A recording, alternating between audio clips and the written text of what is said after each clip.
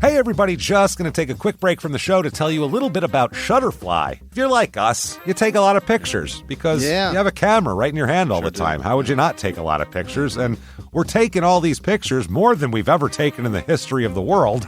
What are you going to do with them all? That's the thing. You used to get a solid picture, and then you'd look through them, and you could enjoy them. Now they're like back on your camera roll. You can't even find them. You don't want that. That's why the cool thing you need to do, and what I did, and I think it's pretty cool, is create a Shutterfly photo book. Oh. What I did, and you're going to enjoy this, Jimmy, because I haven't showed this to you yet, but took all of our pictures from being on tour this year. Oh. All live show pictures, us backstage, us on stage, doing all that stuff, and like some of the, just the venues and things, and made a little photo book out of that. Also, they have free 24-hour designer service as well.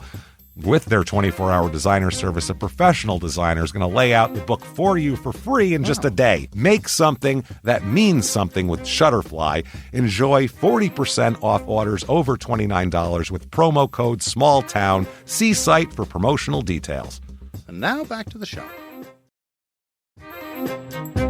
Hey everybody, just going to take a quick break from the show to get you styled up with Stitch Fix. Shopping's hard. It's hard. With Stitch Fix, you get a stylist, though, who understands your style, your size, your budget, and they do all the shopping for you. Wow. This is excellent. Shopping, I'm telling you, shopping and figure out your style, it's overwhelming. Let somebody help you when it comes to getting dressed. We don't know what we're doing, so we let Stitch Fix help us out. A Stitch Fix stylist there.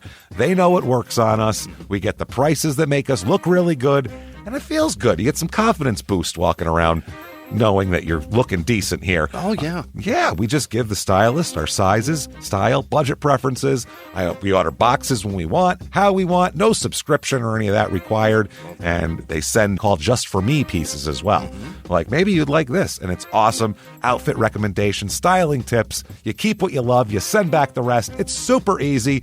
Yep. You can do it, and we are doing it because it's excellent. Personal styling for everyone. Get started today at stitchfix.com/STM. That's stitchfix.com/STM.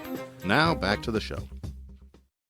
Did you know that parents rank financial literacy as the #1 most difficult life skill to teach? Meet Greenlight, the debit card and money app for families. With Greenlight, you can send money to kids quickly, set up chores, automate allowance, and keep an eye on your kids' spending with real-time notifications. Kids learn to earn, save, and spend wisely. And parents can rest easy knowing their kids are learning about money with guardrails in place. Try Greenlight risk-free today at greenlight.com/Wondery. This week, we look at the shore town of Kittery, Maine, where a man on the run for unspeakable crimes adds another to his tally. Welcome to Small Town Murder.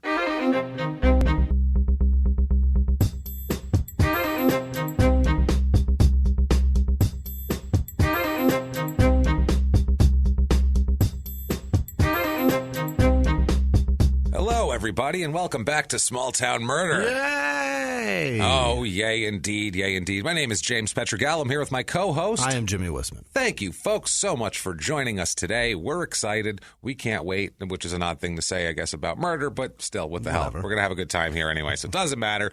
Thank you for joining us once again. Thank you, most of all, to everyone who gave us iTunes reviews this week. Thank you so much, guys. We've said it before, and we say it again. It sounds repetitive. I understand. I get it. But there's new people listening. So first-time listeners, long-time listeners, if you haven't done it yet, please go on iTunes. Give us a 5-star review. It helps a ton. I don't know why iTunes is like that. I don't. It's not our fault. It's iTunes and their funky algorithm. It's not for our egos. We don't care. We wouldn't care either way. Right. But it helps on the business end. It helps drive you up the charts. So if you could, please go over to iTunes. Give us 5 stars. It doesn't matter what you say. Say something. I don't care what you say. Well, what did we say last time? Tell us your first car, because I want to hear that. That's kind of fun. I like hearing people's first cars. I like fuck Steve Jobs, but you can't say fuck on iTunes. Exactly. Right. Your favorite sandwich and how you construct it, that sort of thing. Whatever you want. It doesn't matter. Do that. If you want to be an even bigger superstar, one of our heroes, our hero producers that we have at the end, and they really are the heroes of this show because it keeps it going, and it's really the heart and soul of what drives this thing along. So thank you guys so much for everybody who has gone to patreon.com/crimeinsports and made a donation. Do that if you would. If you want to make a donation, you can do that there. Or if you want to make a one-time donation, you can do that over at PayPal using our email address, which is crimeinsports@gmail.com. If you want to get a hold of the show any other way, too, you can do at Small Town Murder on Instagram, at Murder Small on Twitter, Small Town Pod on Facebook. Just search for Small Town Murder and find us there. No big deal there. I have to do the disclaimer at this point. Obviously, that's a bummer, but we have to do it. And we have to do it for a reason. And we have to do it for people like that guy who wrote that article about the Anniston, Alabama episode. This is the reason we do this. That guy should have stopped here and not gone forward because he doesn't get it, obviously. And it's weird that it's strange. When you do a show about murder that's a comedy show, it sounds normal to us. We're all here. It's like, yeah, you do that, and it's funny, and you go about your day. But when it's odd when people from the outside who don't really get what we're doing, like the WGN interview or this guy, like when it hits the light of day, they're just like, I don't understand why you're making jokes about murder. But this is a comedy podcast. It is a comedy podcast. If you don't think that comedy and true crime belong together, you shouldn't be here. Bye-bye. Take a walk. We don't want you. Yeah. You're not going to like us, and we're not going to like you. So let's end it now before it gets ugly. Let's put it that way. Or you really enjoy writing shit rag articles, and you need publicity. And you need some sort of something, so you try to latch on to something with more popularity than you and your stupid SoundCloud page with your guitar riffs. And people that'll rip you publicly. This is what I'm talking about. All of a sudden your article, I guarantee that's the most viewed article he has. Probably. Guarantee now, like we said, if you don't think that that's for you, then you shouldn't be listening. You should go away. Yeah. You should. Truly. Don't let the door hit you. No. Have fun. We appreciate the effort, but you know what? It's not for you. It's not. There are jokes. We make jokes. We're comedians. That's what we do. Sure. We're doing the show because it's a comedy show. We do make jokes about horrible things. That's a fact also. What we try not to do is to make jokes about the victims or about the victims' families. That's what we do because we're assholes. Yes, we are assholes. We are. We realize that. I disagree with you there. But we're not scumbags. That's true. That's the thing. We're not going to go on here and make fun of dead people or make fun of sexual assaults or make fun of things like that. That's not how we do this. And if you think that's how we do this, then you're wrong. And if no matter what you hear, you still think that, then you're an asshole. You're not only wrong, you're a jerk. You're worse than we are. You're worse than we are. You are a scumbag at that point because then you're just lying and being. You're not being truthful. You're not representing it to what it actually is. So that said, thank you so much for joining us, everyone who's still here. Anyone who left, good. Have a good one, guys. And those of us who are here, we're going to have a good time because you know what it's time for? What it's time to do? Shut up. Shut up? Give you murder. That's right. Damn it. That's what we're going to do. Right now.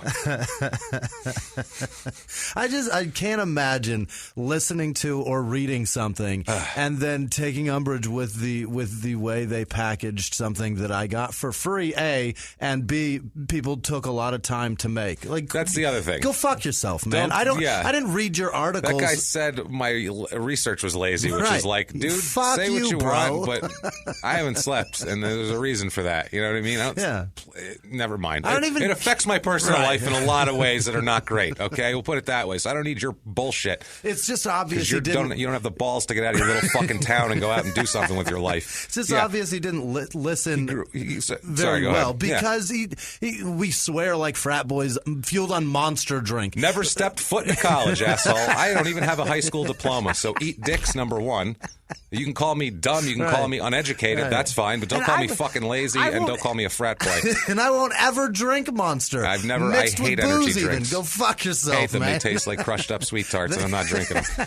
They make you lose your teeth. So yeah, none of this shit. But, I'm sorry to take extra time for this sort of thing, but you know what? When somebody doesn't have the balls to do anything, when their dreams clearly haven't come true for them, and they need to snipe at others for their shit, it's not like the guy wrote for Entertainment Weekly. He's a writer who lives in Anniston, Alabama, putting his guitar riffs on SoundCloud. So obviously he is not fulfilled to what he needs to be. So I get why you need to snipe at others. Enjoy your shit life in your shit town, asshole. Have a good one. 60% of his SoundCloud is remixes of the fight song for his college. Fuck him. Let's go on a trip, Jimmy. What do you say? Yes. Let's leave this bullshit behind. Let's get the fuck out of here. Go on a trip. Yeah. We're going on a trip all the way to Maine. Okay. We were in California last week. Stretches of America. We're going north to south, coast to coast, all the way over. over there where we're going across is far. A 7-hour flight. That's a long-ass flight. It's Kittery, Maine is the name of it. Kittery, Maine. I'm sure that's not how you pronounce it. I'm sure it's Kittery or some horse shit like that. Never It's been. fucking Kittery. Don't give a shit. That's right. Kittery, Maine. Maine's a weird place, by the way. I mean, there's a reason why all the Stephen King novels take place there. Like, Maine's an odd... It's its own universe, Maine. It's only got, as far as I'm trying to picture it, but it's a peninsula. Yes. It's like the North Florida. But so there's only Canada's just that Florida. Right. There's only that little piece that's attached to, what is that? Vermont? New Hampshire. That's Vermont's what I on meant. the left, New Hampshire on the right. Yes. Jimmy is a geography whiz. But that's all that touches land. Everything else is all touching water. And Canada. Okay. Culturally, it's just a weird place, man. Yeah. It's very strange. They have and they are proud of that. They have their own thing up there. They don't consider themselves, I mean, technically they're part of New England, but if you said you're just like Boston, they would be mad at that. They don't want to hear that. They're not like New York. They're not like New Hampshire. They're their own thing. They're Mainers, and they call it That's what they call themselves? I believe so. And really? it's all they're about is the Maine, and so it's a very weird place. This is the southern tip of Maine. It's a little tip that comes. It's just like a little tiny panhandle. It's a little tiny one. Like it's a big giant pan with little tiny thumbnail size panhandle coming off this it. Place, panhandle nonetheless. This place touches the New Hampshire area. Yeah, and goes out into the ocean, Gotcha. that sort of thing. It's 50 minutes to Portland, Maine. Okay. It's about an hour and 5 minutes to Boston from here. Okay. So I mean, when you're up there, it feels like you're in this other planet, but you're pretty close to everything still. And it's 40 minutes to Old Orchard Beach, which was the last one we did in Maine. Yeah, which where the guy raped people in sheds. What a mess that was, Christ. Old Orchard Beach here. It's in York County, zip code 03904, area code 207. Now, it's going to sound, when I give you the land mass here, it's going to sound like a lot. It's 75 square miles. Holy shit. Sounds enormous, but it's really only about 17 miles because 57 and a half miles of this are on water. Wow. So this town claims a shitload of water. Why do they do that? I have no idea. It's more than most towns claim. They're like, we'll take it halfway to England. Thinking about... We own all the fish halfway to England. It's all of it. Thinking about that Fuck area... you, Greenland. It's ours. Sorry. That area of the country, there's a lot of rocky areas off the coast. If barges crash and shit, I guess they claim all the shipwreckage. That's ours. It's all ours. That's ours now. We take the wreckage, the fish, everything out there is all ours. Those nets you people leave behind, ours. I'm keeping it. They must do that to own the lobster or something, maybe, right? They're like, maybe that's so they can be Maine lobster, so they can, because that's just that's like a brand. That's like a name. Oh, I don't know if it's like a brand, but it's like a Maine lobster's a thing. You know what I mean? So maybe that's. I could see that. It probably has to do something with commerce. It's I would something imagine. with fishing or at least nautical shit. Probably. You're probably right there. They have a motto here, which is interesting. The motto is, because it's right kind of at the tip of Maine there, the motto is, quote, "Gateway to Maine." Oh. Yeah. Okay. And Canada. Yeah. It's more like the exit of the United States. It's more like what it is, I think. Or the exit of Maine. Or the exit one of the Maine. two. Maine's butthole. If Maine were to poop, it would be out of Kittery. Now, we're besmirching Kittery here, but this is not really Kittery's fault, this whole thing. Kittery did, as we get into the story, Kittery didn't cause this panhandle behavior. This was caused somewhere else. Gotcha. So we'll get to it, though. They imported that. Kittery is a unfortunate byproduct of it. Gotcha. It's like some of these cases, and we do all these different cases, and some of them are like a guy that's born and bred in a town, and like everybody knows him, and he's whatever, and he can be either the town fuck up or the town pastor. We've had both of them, and they'll end up killing people, or Which, is there really? Should we discern between those two? And it happens. Then we have the cases where like people are, they move to a town from another place, and they're there for a couple of years or whatever. Something happens, and then we have like today where it's like a small town is just has no say in it whatsoever, as we'll find out. Like it just kind of happens to them. Yeah, we'll get to it here.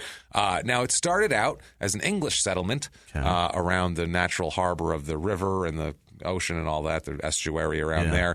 This was about 1623. They started hanging out here. So this is... When did they land here? What was the... Was Columbus... Is it 1492? 1492. That was that long is ago? Columbus, yeah. That was when he set sail, though, right? That's, yeah. So he knows? landed probably here. like 1600. And he landed in the islands anyway. Right. He didn't land in in Maine. Bermuda or some shit. Yeah, when they came over here, that's up there. Man, Right. that was it. I mean, Plymouth Rock is... I don't even know when Plymouth Rock happened. I fucking don't care.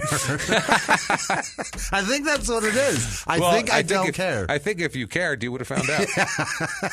I'm sure that I heard it at some point, said, and I was like, "Oh, cool, that's information I don't need." Fucking, why are we? I almost asked, "Why are we taught that?" But then it was answered when I thought, "Well, you don't know it right now." Yeah, this is why they teach you. 7th grade comes back to haunt you after a while. Like, damn it, why didn't I pay attention to that? Why did I hang on to that? Why did I keep asking that kid next to me for Skittles? Skittles weren't going to make me smarter. They're not going to. Damn it. Ridiculous. When did they land? You're very distracted in 7th grade. Put it that way. 1492, he set sail. He landed down there probably around 1500, right? I imagine it takes about 8 years. I don't think it took 8 years to cross the Atlantic from Spain. That would have been quite the journey, though. I'm sure it did. 8 years at sea. The pictures of Columbus would have been much different. He would have had a peg leg and an eye patch. Yeah. And all that sort of thing. Half of him eaten by somebody on the boat. Something here. So I imagine it was probably in the 1600s. Yes, 1500s. I mean, in the 1500s of Plymouth Rock. Yeah, so it was protected by forts, basically, because they had to. Back then, you landed, you set up a little community. You had to set up a fort because you wanted to keep the Native Americans away because you're on their land. Right. So they get pissed about that. They don't want you here. Yeah. Right. You showed up and started building shit, and they're like, wasn't that Bob's house? Right. I think that's Bob's whole property there. We should probably kill these people. And how are they? What are they're wearing like plants and stuff? Like you know what I mean? Like you're wearing cotton. How did you even make that happen? Yeah, I wouldn't be trusted. I still have animal skin on me. I wouldn't trust that either. If I'd I was kill them too. So it was by 1632 they had built the fort here on the New Hampshire side of the river because that's where the border goes. These defensive works later became Fort McClary and Kittery Point, which were added on, which is the Maine side of the whole thing here. It was incorporated from a Piscataquis plantation. Yeah. Wow. A plantation had the whole town, apparently, in 1652 as the first town in the District of Maine. So this was the first town in Maine. Kittery is. Yes, Kittery is the oldest town in Maine. Number one. Gotcha. York became a town 2 days later. So they just beat York out. Imagine the jockeying for position there. They're filing their shit. They're filling it out right now. We got to hurry. Let's go. Come on, man. No. Push it through. Dude, let's go. Well, fuck, they're going to be done soon. Right. I know there's a lot of paperwork, but we really, come on, guys. Let's get some extra people on this. I feel like here. It was its claim as the oldest incorporated town in Maine. It was named after the birthplace of one of the founders, who was a guy named Alexander Shapley, from his manor of Kittery Court in Kingsware in Devon, England. Okay, so in England, how do you Kittery Court? I have no idea. From his manor of Kittery Court at Kingsware, apparently. The properties have names, and apparently there's a property in the property because they each have different. Oh, his manor. This is some bewigged douchebag bullshit here. Is what I'm talking about. They named it after his manor, which was in here. Like, got it. Manor, M-A-N-O-R. Yes. I'm thinking when you say manor of Kittery Court, I'm like, how does he? How does that work? He's really great at it. No. What the fuck? He arrived in 1635 on the ship Benediction, which he co-owned with another settler, a guy named Captain Francis Chompernoun, who was a cousin of Sir Ferdinando Gorges, who was a Lord Proprietor of Maine. Oh. This is some real bewigged shit right here. This is crazy. These are guys with lots of powdered makeup and wigs and their pants were up to their knees. This is ridiculous. They're in the captain's quarters of that boat because their face will melt by the sea spray. We're in Amadeus is what I'm talking about right now. These guys and the Pepperell family established fisheries off the shore of the islands here where they would catch the fish and salt them and then they'd export them back to Europe. Wow. So that's what they do because you couldn't really have fresh fish back then because there was no way to travel. So unless you lived right by the water, there was no such thing as fresh fish. But isn't England an island? Yeah, but they don't have all the fish we have. Oh, I got fish. you. That's a good point. Different fish. So Very good point, James. We'd send our shit over there. I assume Maine lobsters. Right. Actually, no, because lobsters were thought of as shit back then. Were they Nobody really? wanted Those idiots. Yeah, down south they used to feed lobsters to slaves. Wow. Yeah, because they were like, nobody wants this garbage. It's What the fuck? Cockroach of the ocean. Wow. And, yeah. Oh, that'd be great. I mean, apart from all the other horrible shit. That's not worth it, I don't think, Jimmy. Yeah, no. Hey, free lobster. No, not worth it. But I'm just saying, when you get to eat. Was that the argument for pro-slavery? Hey, they're getting lobster. We feed them Maine. I mean, come on, man. Get the fuck That's out of here. amazing. Yeah, so that's bad. So they're feeding them like they got mackerel over there, I imagine, or some shit herring. I don't know what the fuck they got. They're salting it and sending it shit back. Why do you do that? You got salty ass fish over there with your sardines you need and different stuff. Salty fish. Different salted fishes, Jimmy. Stop adding salt to your fucking. That's all they had back. Whatever they got. That was that. Sea bass. Salt was in place of refrigeration back then. Oh, I got you. That's how you preserve it. You preserve it. So they did that to the meats. They did it to everything. Just fucking salt it up. It'll stay. It'll hold if you salt it. So, okay. Jesus. We still do that with ham, which is why I don't eat ham. It's like, we have refrigerators now. We did not need to cure and pour. Ugh, nasty. Stop curing it. It's cured. So the non-bewigged people of the area, people who actually had to do shit for a living, and those kind of people, they were hunters and trappers, and they worked timber and lumberjacks and shit like that. They were the real rugged frontiersmen, I guess. It's not really a frontier. It's the white hunter-gatherers. It's as close to the ocean as possible, so it's the last thing it could be really considered a frontier. It's also, Kittery is the southernmost town in Maine, which is, like I said, it's a little tip on the bottom. 1705, during Queen Anne's War. It's a war there. Tribes of the Wabanaki Confederacy raided the town, killing 6 citizens and taking 5 prisoners. Now, the Sahara Desert fart fact of the week, Queen Anne's War, because I know you don't know what the fuck that is, because neither did I, was a North American theater of the War of the Spanish Secession, also known as the British colonies. So they were fighting over here. Second in the series of French and Indian Wars, fought between France and England and North America for control of the continent. This here was fought in, this war was mainly fought in Europe, but somehow American Indian tribes were involved that were allied with Spain. Wow. So that's the weird shit here. In Spain, it's super strange. Spain was allied with France, so they would attack English settlements. Got it. Ridiculous. So that is the Sahara Desert fart fact of the week. During the American Revolution, the first vessels of the U.S. Navy were constructed on Badger's Island, which included the 1777 USS Ranger, which is interesting here. So they were building the first ships here to fight. The fight bewigged. Listen, bewigged douchebags, gather up. There's people with bigger wigs coming. Right. We need to fight them off. Understand?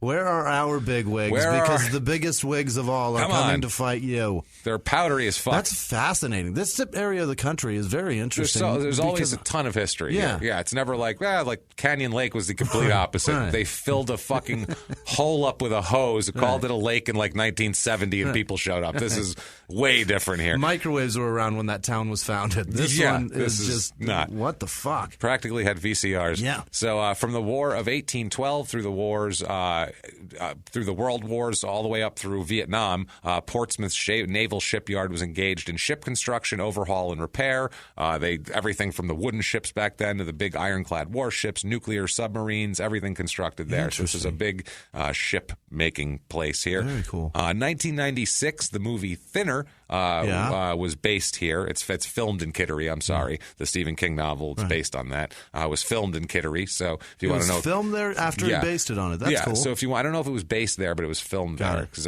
all of Stephen King's movies are based there, but they filmed in Kittery. So if you want to know what Kittery looks like, watch Thinner, and you'll see. I've seen the movie. There you go. That's movie. Kittery. Yeah. There you go. It's creepy as fuck, but obviously notable people from here. Yeah. There's a few. Sir William Pepperell, who we talked about. Yeah, there's a rich guy planting shit.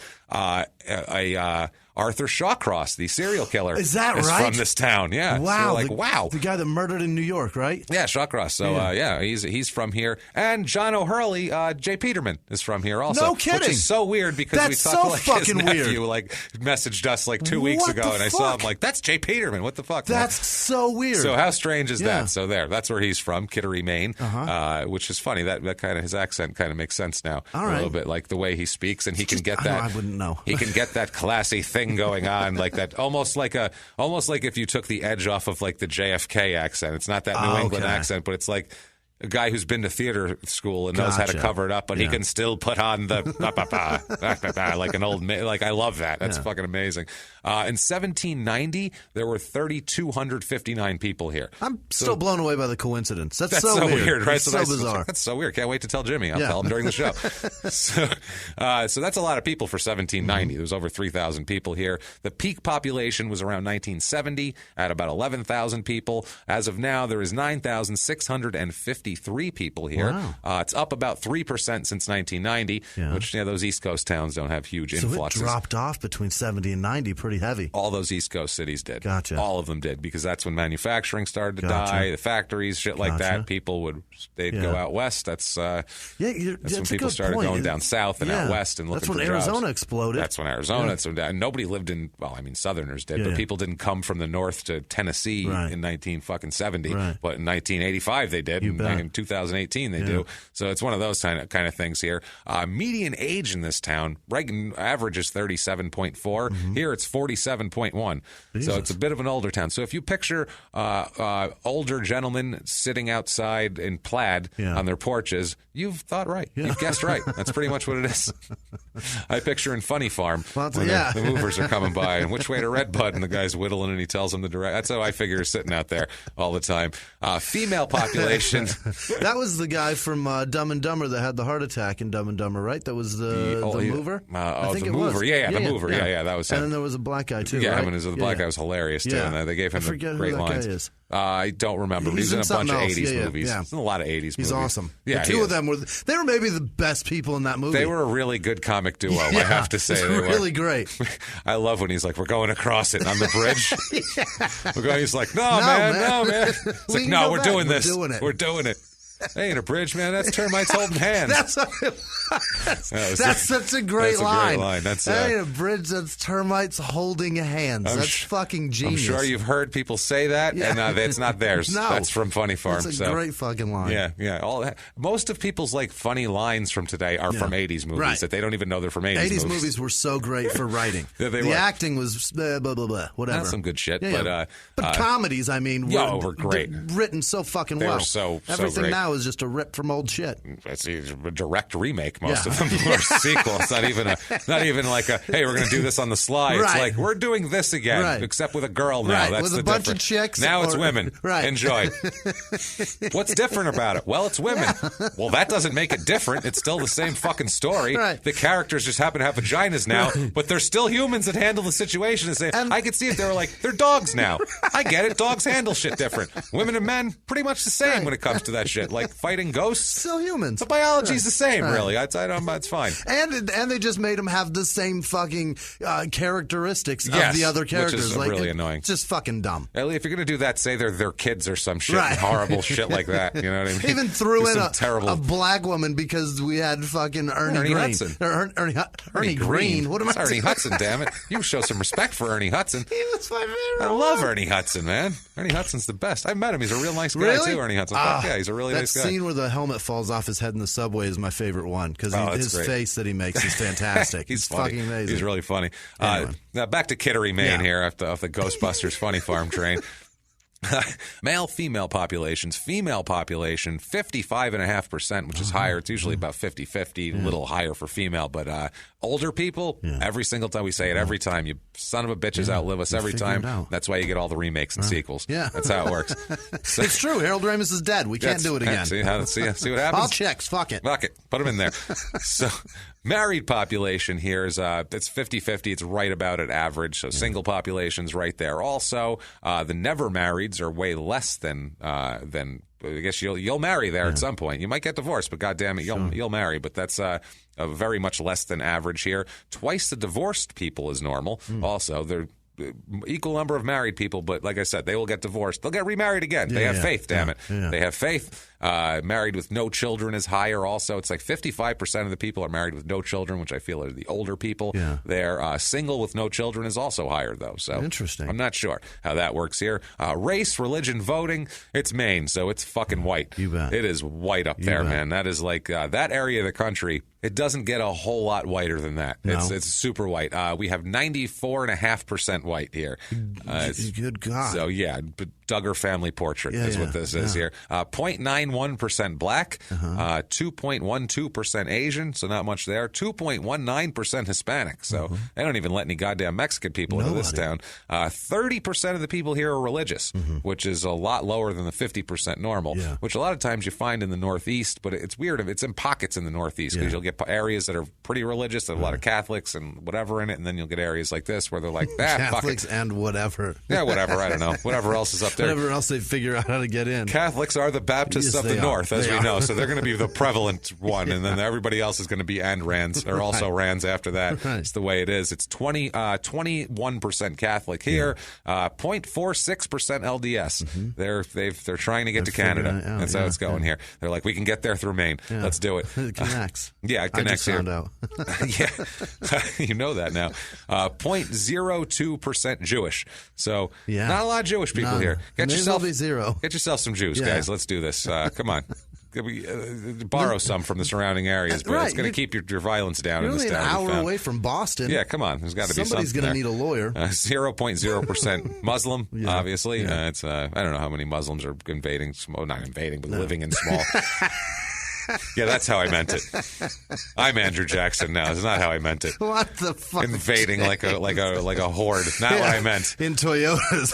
I say Northerners invaded the South, not in the Civil War context, but moving there. It's just when people move in mass, I call it an invasion. So sorry about that. They're not moving there in mass. How about that? With the turrets on a fucking Forerunner. That's right. Coming through.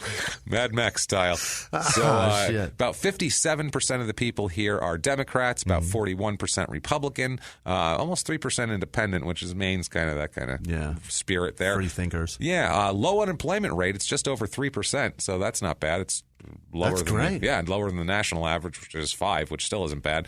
Median household income here is about $60,225, which is about $7,000 more than the national average. So you make a little bit more money here, as we found out, and you'll need to make a little bit more money because the houses are pretty pricey, as we will find out here. Cost of living over here, as we say, 100 is average, par, regular. Overall here, it's 125 cost of living, so it's a little high, and the thing that's really driving it up is housing, which is 166 out of 100. Holy shit! It's a little pricey there, and the jobs here too. We'll talk about for a second here. There's a couple more manufacturing jobs than normal, but really it's not that out of the ordinary of every other place here. Public administration has more. I don't know if the ocean, you need more people to keep an eye on it. I have no goddamn idea.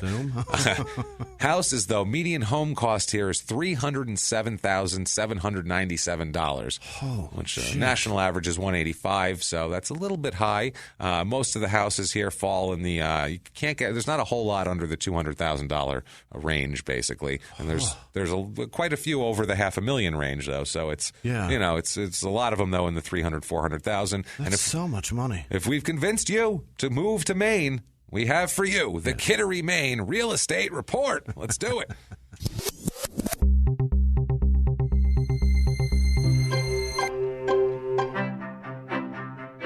Your average two-bedroom apartment here goes for about $1,140, which is about $100 more than the national average, which is a lot more in proportion than the houses, which are way more expensive. Because I found a two-bedroom, one-bath house. It's a 1,015-square-foot house.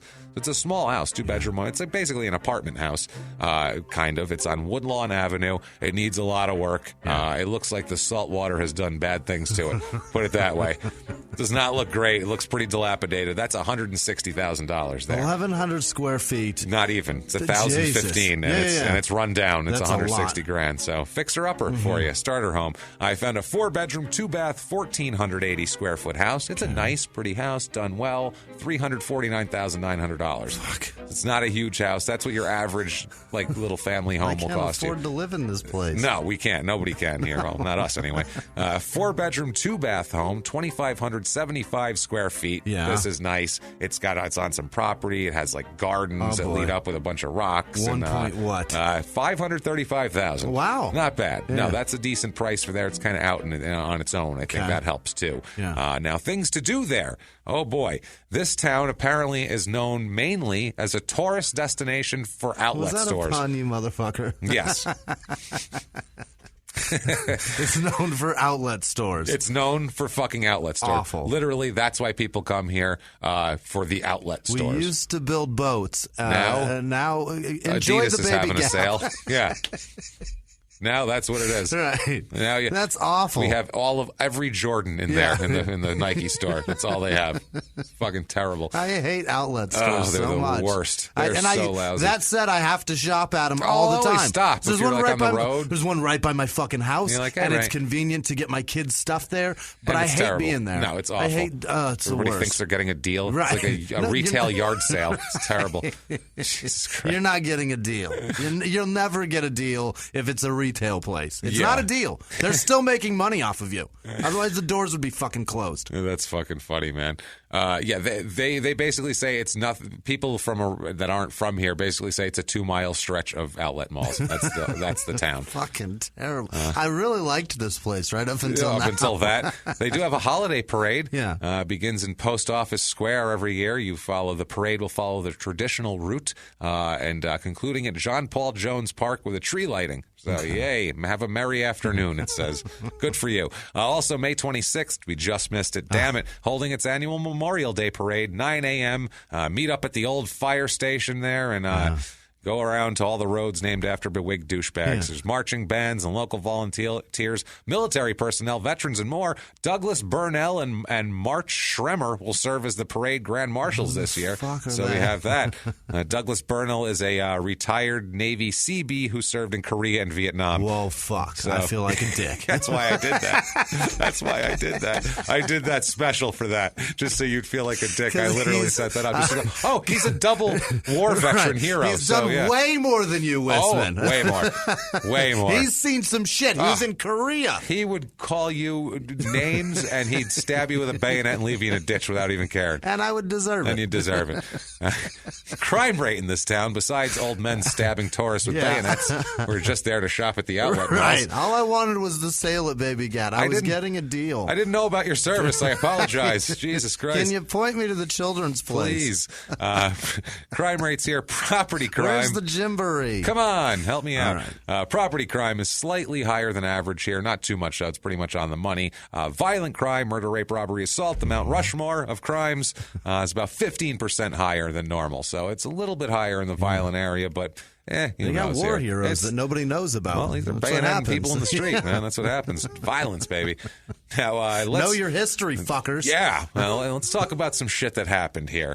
We got to go all the way back to 1987 for this bad boy. Okay. Let's go back, man. I love when we go back to the 80s, these weird 80s crimes. Yeah. And we're going to go back, man, because we have to go. Calendar pages are flying and lightning, and we're spinning around. Harry Potter's turning going into a child. Yeah, I see, pasta flying around our heads for some reason. I don't know why. Corkscrew. Whatever Rotini. Happened in Jumanji, it's happening right now. Rotini is floating around. I don't know why. That's what I see. What do you want from me? So all the way back to the summer of 1987. Yeah. The summer of 1987, we will talk about Dawn Marie Romano. Okay. Dawn Marie Romano was Dawn Marie Romano in the beginning of the summer of 87. By the end of it, she is Dawn Marie Garvin because she marries her boyfriend, who is a naval officer named Keith Garvin. He's her boyfriend since high school. They went to Hartford County Jopatown High School together. So this is a nice little story. They're high school sweethearts. He's a naval officer. She's 20 years old. They're very young. They just get married in the summer of 87. Nice story. There's some fucking John Cougar Mellencamp sings about this shit all the time. That's all he has, really, if we think about it. Every hit. He's got nothing else. He really doesn't. What else has he ever sung about? I don't know, Scarecrow, but I don't even know what the fucking song's about. I guarantee you it's about someone in a small town. It's making his way. There's a scarecrow involved. There's a scarecrow. You're fucking right. Making his way. He's just going to add in something about 2 miles of outlet malls here, and it's going to be fine. I think Scarecrow is about like revenge or something in a small town. I've honestly never in a small town. I was going to say in a small town. Where, on a corn farm? Right. Is that where it is? Some shit like that. Fucking pander. I get that. I hope that's how he really is. He fucking better well be. I really hope that's how he, because if he has been pandering this whole fucking time, little pink house for fucking 35 years, I am going to have to hunt him down and punch him in the throat. Like, if he's really like that, cool, whatever, that's fine. He's a folk guy. But if he's like, I picture him like when you go to his house, it's just all real slick. Yeah. He wears like leather pants. You know what I mean? It's very slick. Lots of white marble. Yeah, lots of white marble. He's yelling at his servants and shit like that. Like, I picture none of that shit. White marble with like the black lines in it. That's just so like he picked it out like, perfectly with that black line in it. Like that. Like it kind of looks a little Asian, like they used to have in the 80s. Like everything was sort of Asian a little bit, just kind of sharp. Yeah, it had like a sharpness to it. Picture that's John Cougar Mellencamp. But that has nothing to do with these people here. Now, Dawn Marie, she's happy, obviously, with this whole thing. But her husband is a naval officer, so he lives like on by the base, and then she's off base. So they're kind of doing this. She also, Dawn, she needed someone to keep her company because he's away. So she got a poodle named Pepper. A poodle puppy named Pepper. She picks him. Yuck, he says. You don't like poodles, huh? I love dogs. I hate poodles. It's a weird pet. Not like shit in their eyes. Not like a weird pet like to own. It's a weird pet to pet. Like it's weird to pet them. It is. It's like a hairless cat. It feels weird. Yeah. I don't know where to grab and massage. Like they behind are the ear. Dog. It's a weird dog to pet. It is a weird dog. It's got that shit on the top of the head. They're if you very groom bitey them. Like, too. Yeah, they poodles, are. Which I don't care for. They're nibbly for sure. They're nibbly, and sometimes they nibble too hard. And they're just not a dog. They're like a what I mean, like a dog. You can fuck with them. You can push them over. Like those things you don't. That's not a fucking dog to play with. Little dogs too, though. Yeah, you know me, I like big dogs. I'll still push a little dog around. I have dogs I can get in a headlock and take them over if I need to, and they're like, "Cool, awesome, this is affection." Yeah. Like they're just, you could do anything to my dogs. And I've got a fucking cattle dog that no matter what I do, he tries to push me. He's trying to herd you. Yeah. He nips. I've got so many holes in the bottoms of my jeans because he's an asshole. Oh, that's a dick move, man. That's a dick move. But I can push him over because he's a dog. He's not a fucking poodle where I don't know how to push him over. Don't know how to own you. I don't know. I'm trying to have dominion over you, and I don't know how. I don't know how to show you I'm boss. This is fucking weird. I don't get it. It's a weird pet. So her husband Keith Garvin, like we said, he lives on base in Oceana, Virginia. She was busy making a home for them in the White Marsh area of Baltimore in an apartment they rented together. So right now we're in Baltimore, summer of '87, which is basically the David Simon homicide book, because that takes place in 1988. Wow! So this is fucking amazing. Yeah. Like, I hate to say this, but some of the stuff that happens here, I really wish would have happened a year later, because I would have already known about it before when I read about it. So anyway, moving on here.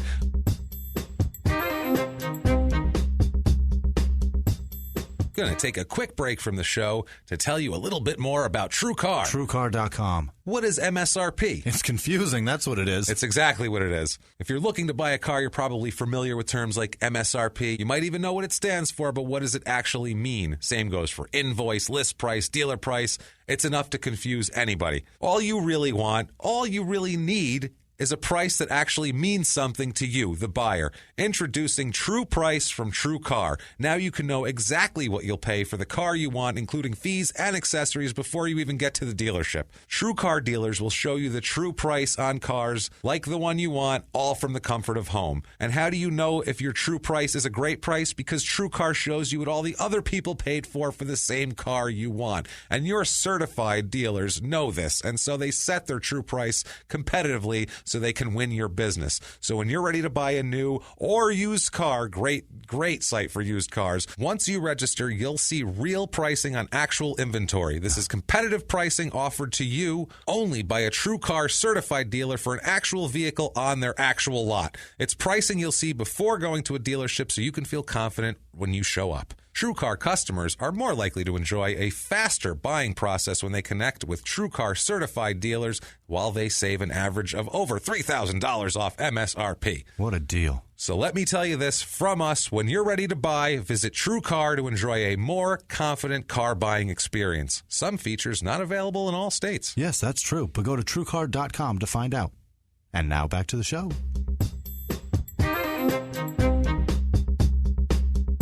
She was nervous. It's November 1st, 1987. Her husband is coming in for the evening, for the day in the evening to see her. He got a day pass from his officer there. Right. And I was going to say from his boss. I don't know if that's a military thing. His commanding officer, I believe, is what I'm going for. It's his boss. Yeah, I guess you'd say that's my boss. But you got his chit. Isn't that what it is? I think that's what that day off is. You get a chit. I don't know. Or you leave the country and you get a chit. Listen, I was never in the military. No, neither was I. I just know I picked up friends from the base. You claimed to be once, but you never actually were. That I do know. That's my favorite lie ever. It was so lazy. Anyway, so I picked up friends from a military base in San Diego, and when we were going across the border to Mexico, because we were going to go do dumb shit in Tijuana. Like you do. Right. And so we were heading across the border, and they were like, nobody in this truck is from the military. Nobody say anything about the military because they're going to ask us for our chits. So I'm assuming that there's a chit somehow. Gotcha. I mean, I know that there's in a the chit somehow. I just don't know if it's a day off chit or if it's like a chit that says you're allowed we are allowed to leave the country. You're like on your own. Right. Yeah. I don't know. We've agreed that we will come back. Somehow none of this came up in the murder stories. It's very strange. Anyway, so he's got a day off. He has to come back that night, though, but he can stay out for the day. So Betty wants to make, Dawn wants to make the most of it. Yeah. So she calls her mother named Betty. Yeah. That's where Betty came from. Gotcha. Betty Romano. It's fucking Betty Romano. Hey, Betty, how you doing, honey? You want to whip me up some fucking lasagna? Right. 'Cause that's what she does. She asks her mother. She calls her mother to ask her for a lasagna recipe. This is amazing. Which is great. A nice young lady. She's this calling her right Guinea up your Mustard. alley. Hey, Betty. How you doing, sweetheart? Let me ask you a question. You still got that fucking lasagna recipe? I got to tell you, nobody layers a lasagna like you, honey. I'm telling you right now, you get the fucking meat and the ricotta in there. It's beautiful. So she's asking what's going on here. Right. She asked for the lasagna recipe. The husband's leaving, like I said, to go back to the base that night. She wants to cook him a nice special meal. Yeah. Make it special before they leave. I'm sure they had some sort of... I'm sure they got together. There's some coitus going on. Yeah. Lasagna leads to sex. That's just what it is. Yeah. Lasagna leads to sex. If you make a lasagna, someone's fucking you. That's all I'm saying. It's true. That's it. So it happens. Keep man. that in mind. Fellas or ladies, I don't care which you are. You make a lasagna, maybe you get some action. Maybe it happens. If you're on a dry spell. Whip up a lasagna. Don't you touch the stofers, goddammit. No, go to the store. It's not that hard. Layer the shit in there. There's like 6 ingredients. Italian food is so easy. It is. That's what I don't understand. Right. Like it's people fuck it up and they make it's so easy, and like the store-bought version of it is so terrible. It's so bad. It's like 1% as good as the original. Right. So just make the fucking food. Just make it. It's not hard. Sauce is easy. I'll come over and teach all of you. Please make sauce. And if you're fucking weak on the sauce, you're an asshole. It's not that hard. Don't overload the ricotta. It's fine. It's fine. That's true. When you're in the well, that's your personal lasagna preference. If you want to have a lot of cheese or not. I want a lot of sauce. You want more sauce as opposed to cheese. Like Some people want more meat. Yeah. You never know. Yeah. Oh, I like it wet and meaty. Moving on. Let's ignore that. I like it wet and meaty. Holy shit! I don't think that's the. I like it both. Lots of sauce. Lots of wet. That's the sentence you planned on coming out of your mouth because you said it and you were like, "Ah, shit! I just said that, didn't I?" I didn't know we were going to talk about lasagna. No, how could you? Now I know. So that's amazing. So after dinner, Keith, this is amazing too. He takes off on his motorcycle headed for Virginia. Yeah. How fucking Top Gun is this? It's 1987. Yeah. He's in the Navy. Check, Top Gun. He goes inland there to get his groove on and to eat some dinner with a fine young lady, and then gets on his motorcycle and drives back to Virginia. That's a scene from Top Gun. He literally was like, "We're going to reenact Top Gun, aren't we?" And they're like, "You bet your ass we are." She's like, "Do I have to be Kelly McGillis? I don't want to be Kelly McGillis." Don't worry, I'll shower. Don't worry, I'll shower I'll first. shower baby. before I get there. I'll be playing volleyball when I get there. Yeah. So Get on my cowie. So about 8:30 p.m. that night, Keith was already gone. He already took off, so he had to get back pretty. That's early to have to leave. Romano, her sister, Dawn. Jesus, that's hard to say. Yeah. Dawn Romano's brother is easier to say than Romano's sister, Dawn. So he stops by his sister's apartment to pick up a set of keys to Keith's car because Keith left the car at the apartment so it could be repaired during the week, and he was going to her brother was going to take the car and get it fixed. Yeah. So that seems normal. So he said he only stayed at his sister's apartment for about 5 minutes. Yeah. This was 8:30 p.m. Everything was fine. He leaves the apartment, and he said that Dawn was going to walk her dog right then. She was just about to leave to walk Pepper the puppy poodle. So Dawn is walking Pepper the puppy poodle. So he leaves. Mm-hmm. Keith got on his motorcycle, takes off. Brother leaves, got the keys. He goes back home. She goes outside into the night to walk her dog. There. So let's talk about somebody else right now. Okay. Let's talk about Stephen Howard Oken. Okay. Stephen Howard Oken. This is a guy. He's from Randallstown, Maryland. He's a Baltimore guy, basically. Yeah. He's adopted at birth. Okay, he's adopted at 2 days old and raised. He's adopted by a good family, too. He's adopted by a stable, upper-middle-class family. They're Jewish, too. So you get adopted by Jewish people, you fucking hit the adoption lottery right there because they take care of their goddamn kids. Yeah, they do. Say that's a stereotype? It is. Well, they take care of their fucking kids. Sorry, they do. Is that a bad thing? How many people have we covered so far that were Jewish? Let me ask you that question right now. Not a fucking lot. They're not even in the goddamn towns we cover. Never mind murdering anybody. They may convert after they're behind bars. But not to Judaism, I doubt. I don't think that's a thing to convert to in prison. I was watching I think Lockup, you're one of two things and there was a man that did that. Oh, there's people, because there's support groups, too, for it. Honestly, the Jewish support groups take a little better care of their people than the other ones, because there's less of them, I think. They're like, hey, we got you covered. And also in prison, when you convert to Judaism, you get a better meal. That's true too. I know they have that's why the they kosher Muslim too. So much better. You can convert to Muslim, you get the halal. It's a different deal. So much better. Not bad. So he's raised by a nice family, like we said. He's converted to Judaism when he's when he's adopted, which I don't know how he can make that decision at that point in time. But trim that dick. Trim some dick. Put some water on their head. I don't fucking know what they do to each other.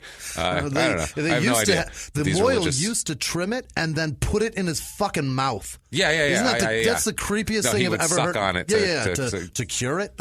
No, that is a weird thing, a weird sidetrack. But actually, I read something about this like 2 years ago.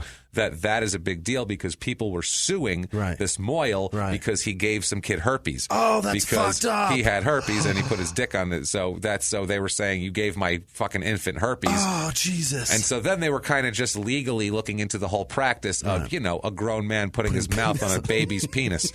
They were like, just from the outside, it doesn't look bad. Yeah. But it doesn't look right. But it's one of those things where it's a religious thing, and you can't tell people what to do religion-wise, and so they put their mouths on people's dicks. So that's what happens there, and that's the tradition. That's what they're saying. So I don't know. It's not these people's fault. Got to put some pressure on it. That's something where we can go, you know what? Let's rewrite. Let's rewrite one of our rules here. I mean, we got rags and shit. Word of God, I get it. But he's got a beard and he's putting his face on it. No. We can't have that. What kind of fucking organisms are in his face? We can't have that. No. So his parents' names are David and Davida, by the way. No. You don't get to do that. Very Jewish. Okay. That's extremely Jewish. His younger brother and his sister grow up to both have successful careers in the medical field. Okay. So it's a good family. Davida, his mother, said the siblings, they all remained in contact always, and they were always nice to each other. Stephen's bar mitzvah took place on January 25th, 1975, at the Baltimore Hebrew congregation. His mother tells everybody here. She said the family was never strictly observant. They'd order Chinese food and get the shrimp. They were fine with that.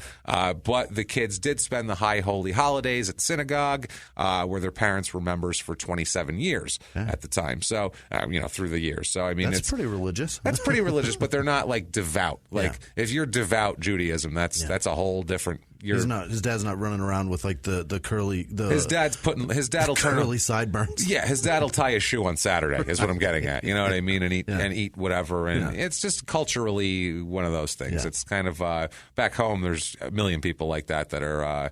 They go to church on Easter. They go to and I'm Christmas. talking Jewish people are like that. They're talking about Catholics. No, they're like, oh, it's Passover. I got to go to my grandmother's house. But then they're like I said, then they're like eating shrimp and like they don't give a fuck. Banging hookers and shit like that. And exactly. It's fine. But like on the holidays, they're like, all right, let's do this. Whatever. Yeah. Let's go get clean. All right, fine. Let's go watch a grown man suck a kid's dick. Fine. That's the weirdest tradition ever. I can't believe nobody said anything even in like the 60s. The 60s, 500 years ago even. You're like, should we be sucking kids' dicks? No one said anything about that. Don't let him do that. I get that they're not like filleting the kid. Right. That's they're not moving up and down. No, it's just a thing. But I don't want. I don't think any grown man should put his mouth on a baby's penis. Is that a wrong? No. Is that wrong? I don't think that's. Incorrect Unless at it's all. bitten by a rattlesnake in the middle of the desert, and you need to suck out the poison. I don't want you putting it in his mouth. You can't get to a hospital. Yeah, that's like in the middle of the desert. Even in that place, maybe tie a tourniquet around the dick. That's it. We'll work on it later. Jesus Christ, man. Tell him don't panic. We're tying it up. It's going to happen. Don't worry about it. We'll get you there. So Stephen here, through his childhood, he's a very normal kid. He plays sports. He was on the lacrosse team all through high school, which is, pretty athletic. That means you're pretty tough, too. Usually it's the hockey kids that play lacrosse in the off season. This was at Randallstown High School. He studied health science for 3 years at the University of Maryland, Baltimore County. He withdrew a few credits shy of a degree, though. He didn't get his degree in that. Everybody said, his parents said he had a very conventional childhood. Everything was normal, except when at the age of 11, his parents told him he was adopted. Oh, no. And he freaked the fuck out. I mean, lost his shit. Yeah. This was not just like, oh, wow, that's weird. He lost it. Yeah. This, sent his whole life into a left turn. Oh, my God. His mother said that he, quote, screamed in disbelief for 2 hours. So, I mean, wow. I'm trying to think of anything that the longest my kid has screamed. 2 hours yelling at you. That's a long time. Giving you the business. Yeah. Calling you racist things. Yeah. Calling you Jewish terms. Yeah. Because he's not Jewish now. He's like, oh, I'm fucking Jewish. What the fuck? God damn it. Screaming the K word. I don't even want to say it. That explains why my grades suck. Right. Damn it. I knew it. Screaming Hitler was right and wasn't shit. Interested in medicine. Right. Bad with this is terrible. No, so he freaked the shit out, screamed for 2 hours, which you really got to have something in you to scream. I've never screamed about anything for 2 hours. No. I'm tired after 10 minutes. I'm like, all right, that's enough. You guys have heard my rants. I need a nap after that. I'm like, that's all the energy I have. So 2 hours of having an 11-year-old just grill you seems interesting. And at the end of that, they had to look at each other and go, maybe we shouldn't have told him. Right. What do you think? Daisy. Whoever's idea that was, no, we should really tell him. The other one, was like, I don't know. What do you think he's going to react? He'll be fine. He needs to know it's his right. The other one was like, thanks. Good idea. This is going great. So many told you so. This is going phenomenal. Thank you. Thank you so much. Jesus Christ, man. How do you feel about your ideas now? Yeah. How about you don't get any more ideas? No more ideas from you. How about I don't even want to know what you want for dinner because it's going to be wrong and bad. How about you run your ideas across me, and then when I say no, we don't do it. It's just forever. Gone. That's it. Forever. Especially not telling our children they're adopted. You want to tell one of our other kids something else? What do you want to tell them? You want to tell them what position they were conceived in? Let's you want to do that one now? Let's see how they react to it. What do you say? So he also, still though, he goes about his business. That was 10 or 11. In high school, though, he was fine. He played sports. He played lacrosse. He had good grades. He had friends. He had a cheerleader girlfriend. Yeah. He wasn't like an outcast. He wasn't he wasn't somebody that everybody looked at like they were dirty or anything like that. He wasn't like a Dahmer who everybody looked at like they were weird, like he was weird. Like they were like, oh, he's such a goofball fuck. Like that. It wasn't even that. It wasn't. He wasn't a nerd. He wasn't picked on. normal, nice kid that everybody liked. As a young man here, he begins to work alongside his father.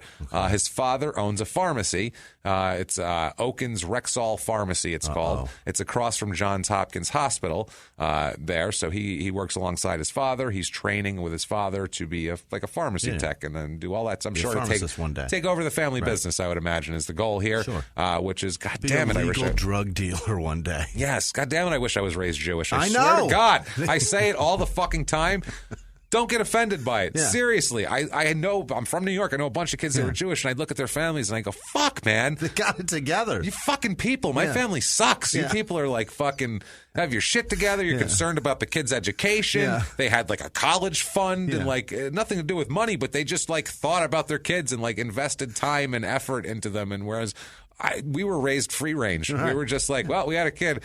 He knows what to do. Right. He'll be all right. Or he'll die. I don't know. And we won't have a kid. He'll figure it out, though, I think, in the end. I'm going to take my chances, I feel like. So this is what I mean. So he has a family business to inherit, which is great for him. He marries a young woman named Phyllis Hirt, Hirt. Yeah. His mother said that he met her through the pharmacy. And, she came in, and it's like a Rocky situation, except reversed. Yeah. She's Rocky, I guess, if she came into the shop. So scratch the Rocky analogy. Got a birth control and was like, I don't have a boyfriend. This is just because my period's irregular. My periods, they're very messy. Right. I can't have it. And he said, I like your practicality. Do you want to go out sometime? She said, absolutely. Where do you want to take me? What do you think? What do you think? Shall we have bagels? That's too Jewish. Yeah, you went too Jewish there. Damn it. Damn it, Jimmy. If you said brisket, you could have got away with it. Because that's just as much Texas as Jewish. But you had to go there. Damn it, Jimmy. See? I hope she made him a real nice lasagna. That's what I hope. That's what we hope here. So, apparently, everything is fine with Stephen until about 1986, when his mother says trouble started to emerge from him. She says that he started running away from a lot of things, which is a weird thing. He started running away from a lot of things. He started to use drugs also, which again shows his non-Jewishness. And that's a really terrible thing when you're in a pharmacy. That's the thing. Yeah. He used cocaine, marijuana, abused alcohol, and, prescription medications that he had shitloads of access to. And so that's a bad thing, obviously.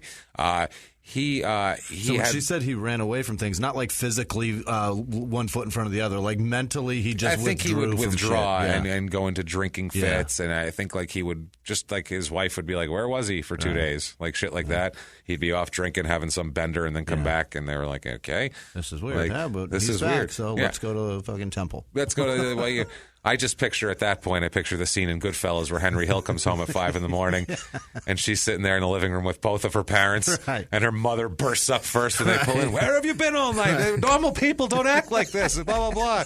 And Joe Pesci's like, normal people don't act like this. What the fuck's wrong? What's the fuck's wrong with these people?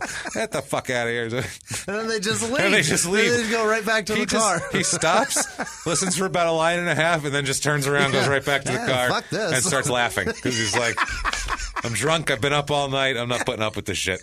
So, I love that so much, but normal people don't live like this. Normal people don't act like this. Go out. Daddy never went out. Daddy never went anywhere. Sorry. Just recite Goodfellas. That's funny, too, because she was such a... The man hasn't been able to digest a decent meal in 6 weeks. She was such a fucking Karen, right? It was Karen. Karen. She stood for him every fucking day. She was down. Yeah, she was fucking down, man. She really was. Yeah. His parents started noticing a physical change in him at this point. Yeah, skinniness and just squirreliness, and you look like you're on a lot of drugs. Right, and you're clammy. You kind of pale. Takes a toll on you after a while. You look a little green. If you could just do tons of drugs and look fine, everybody would do them. Would be like, this is great. Just I feel great. I look great. Your teeth stay in. If they've made you fucking fit, forget it.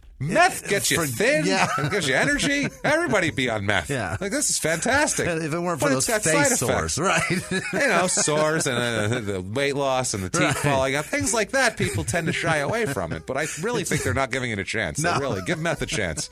Meth in moderation. Yeah, No, don't do meth. Don't do any meth here. So the father and mother demanded that he seek help for his drug problem if he wanted to continue to work at the pharmacy. Well, which is smart. Yeah. You can't stay here with all the drugs if you're on drugs. Like, we can't have that. By the way, when you get clean, this is probably not the best place for you either, around, all the drugs. Sitting there counting out the Vicodin, one for you, one for me. One for you, one for me. Yeah, at that point, you're dealing with like a Cheers Sam Malone situation where you're like, so he's an alcoholic that lost his career because of booze, and then he opened a bar? That's brilliant. And we're happy for him? Right. Like, shouldn't we be trying to get him out of here? Right. I don't think this is good Somebody for him. take him home. Yeah, so he saw a psychiatrist on and off. He actually tried to get help for about a year, but in about 1987, in the summer and fall of '87, he started to get in trouble with the law. He was arrested October 13th for beating up a motel clerk in East Baltimore. Prop Joe is not happy with that. You don't fuck around on the East Side, baby. I'll tell you that right now. Well, I can understand beating up a hotel clerk. I have come very close to mauling a hotel clerk once or twice. Kind of twatty. Yeah. I get it, but I don't think was the hotel clerk's problems based on his activities later. A week later, after that, he attacked a prostitute in a parking lot at the Inner Harbor, which is like what they built they're like, Baltimore's terrible, so they built look, never mind all of that. Look at how shiny the harbor is. Like, literally that was like the no, don't fuck around. Right. And that's like zero tolerance for crime there, because it's like, this is the one place in the fucking city where people come and spend money and do this shit. Like, back then, they talk fuck about around at the tourist spot. Yeah. That's why there's no murder at Disneyland. Yeah. Because the mayor of fucking Anaheim will have you whacked. Well, in the David Simon book, the homicide book, they actually talk about that. They actually talk about how they actually had a murder of somebody at the Inner Harbor, and basically it came down from on high that this shit would be solved yesterday. Everyone will get convicted, and this will never fucking happen again. And they found that motherfucker that day and drowned him in the harbor. Absolutely, in a public ceremony. It was very interesting. Like, they're like, you do not. No. This is the one place tourists aren't afraid of in this whole fucking town, because Baltimore was dangerous in the 80s. It was Beirut in the 80s. Wow. So, yeah, don't kill anybody down there. So you can't get in fights with prostitutes. He got in a fight with her because he refused to pay in advance. What does he fucking think this is? What do you think this is? What's the problem, dude? It's like a gas station. You have to pay first. I get it's 87, but still. But listen, people have stolen before, so just fucking be the guy. That's not something you can take back. No. So, you know what? There's no return policy here. Just pay up front and get your blowjob and get the fuck home. That's it. So, no shit. Fuck. So, he on November 9th of 1987, he received probation before the judgment was given for 1 year of supervised probation in a case which he was arrested for punching and trying to. By the way, the hotel clerk, he punched and tried to sexually assault her also. Oh, my God. So they only charged him with the assault because I guess it was questionable, even though she was saying he was trying to fucking sexually assault me. He was fined. That part I don't condone, by the way. That's not small-town murder behavior. Just so you know, I'm not there. No. I understand wanting to punch and then leave. And then get a complimentary cookie and move on. If it's a girl, how about maybe don't punch? Yeah, don't punch her at that point. Maybe verbally Let's assault and walk the fuck out. Yeah, you can do that. Go down the road to the Holiday Inn. Perfect. So he punched and tried to sexually assault the desk clerk. He gets a probation before 1 year of supervised probation. He's also fined and ordered to undergo drug and alcohol treatment at that point. So that's November 9th. Yeah. That's a week after we left Dawn walking her dog. So let's find out what happened in between there. Here on November 1st, this is the same day that Dawn had her husband over, and she's walking Pepper. Yeah. He has been in a downward spiral. Just complete, like we said, he's getting in fights with prostitutes in tourist areas. Unbelievable. Because they want him to pay first. Right. He's assaulting hotel clerks. Shit is unraveling for this fucking guy. Obviously, here he's drinking heavily. He's doing any drug he can get his hand on. He was stealing antidepressants and other drugs from the pharmacy. Just a mess. Yeah. Okay. Finally, November 1st, 87, his wife is on a business trip. We don't know if it's California or outside of Seattle because I've heard both, and in alternate court documents I've seen both. So West Coast. She's on the West Coast. Yeah. She's far away from Maine. Way far. Way far away from Maine. So with his wife away, Stephen gets shit hammered, gets drunk as a skunk, and he starts wandering around White Marsh. He starts wandering around apartments in White Marsh. Witnesses will later say he knocked on 20 to 30 doors that they found, which he was drunk, and he was posing alternately as a stranded motorist, a boyfriend who just got booted out of his house and needs to use the phone, and a doctor who just got an important page. So he's a disheveled, drunk-looking man who looks like a drug addict whose parents have made him go to rehab because of how shitty he looks, and he's going, I'm a doctor, I just got this important page, can I use your phone? Like, are you out of your fucking mind? Drunk or not, that's a poor idea. And 20 to 30 people decided no. They were like, I don't fucking think so. Right. Like, that's how obvious of a fucking problem he was, basically. Like, that's my like, I get, like, my car broke down. Like, that's a decent one. Even if you're drunk, people are like, Jesus. Yeah, what were you driving for? Why don't you just sleep it off on my couch? Yeah, or like my girlfriend just kicked me out of my apartment and I need to use your phone. That makes sense. I've already been drinking and drugging about it. Yeah, you know how it goes. I'm real depressed. See? Look, I'm real depressed. So there's that, and then the doctor one, which is just amazing. Literally, he's getting real desperate. I just got an important page. I got to use your, like, what? Sir, you aren't even wearing pants. Where's your pager? What are you talking about? You're in your pajamas. What are you talking about? Jesus Christ. But he ends up, after being rejected countless times, well, 20 to 30 times to be exact. He runs into Dawn Marie Garvin walking Little Pepper, and he convinces her to let him use her phone. Okay, which I don't know what would make. I guess the only thing I could think is when either she's really nice, overly nice, or when you're behind your door and you open it and someone says something, it's really easy to just close your door and go no. But if you're out walking around and then they come up to you, it's real hard to be like, no, I think you're a scumbag, and then just be like, okay, then, and turn and walk the other direction and have them still be right there. There's no door to close. You know what I mean? Yeah. So it's hard to be like, I've got a lot of shit to do. I'm really sorry. I'm really busy right now. When you're walking your fucking dog. Yeah, I have a bag full of shit in my hand. What could I have to do? Or maybe the dog just shit and she didn't pick it up, and she's like, maybe he saw that and he's going to tell on me. He's going to tell on me. Yeah, you can use my phone. You never know. So, or also when you're 20, you're trusting. And when you meet people, you're like, oh, I met this person who's now my friend. Whereas now, if I meet anybody, I'm like, who the fuck is that guy? I don't trust him for a second. She's like me, and I just talk, and I just don't mind talking to people. I'll talk for fucking hours. Yeah, this guy'd be using your phone. Right? Yeah. Like, here you come go. on in. Let's go. Yeah, come on over. That. And the next thing you know, your husband would be calling you. Keith Garvin, at midnight, he arrived at the Navy base there. It's a long drive. That's a long took a while to get back there. He had, like we said, he had a pass to go see her. He returns there. When he gets there, he attempts to call Dawn on the phone just to say, I got here safely. Took a long ride on my motorcycle. Probably want to know I'm here. Opened up the Cowie a bit tonight. Had a little fun. I did a Tom Cruise style. Did a couple of wheelies over some speed bumps down the runway. I just saw Tom Cruise with his hair in the wind in Top Gun, and I said, I need to have that. So I took a little detour on the beach. Just put the bottom of the zipper up. You know how it goes. Just left that fucking top part of the bomber jacket able to catch some wind. Inflated on the shoulders. Looks like I'm really cruising. We really want to catch that wind. Yeah, because otherwise he would have looked almost like the wind was hurting him otherwise. So you needed to make it look like the wind is almost in his sails. He's part of it. He's part of the wind. Tom Cruise, part of the wind. So he gets... Not to be outdone by Patrick Swayze and that fucking wind song. She is like the wind. One is part of the wind and one is labeling others like the wind. So... God, that was a terrible song. That's a terrible movie. Well, yeah, but the song, Jesus Christ. Don't sing Patrick Swayze. And you could tell how well that worked out because he never did it again. There was no more Swayze albums coming out. And then he got cancer. So music gave him cancer. Music weakened his pancreas. That's what happens. You make bad songs, it weakens your pancreas, I hear. That's just what I hear. It's based on anecdotal evidence of one person, but I'm going to go ahead and say it's fact. Should have just relied heavily on that cock bulge you had in the picture from fucking Roadhouse. That's it, man. Because I feel like that was everything. That would have carried your career forever. And your fine mullet.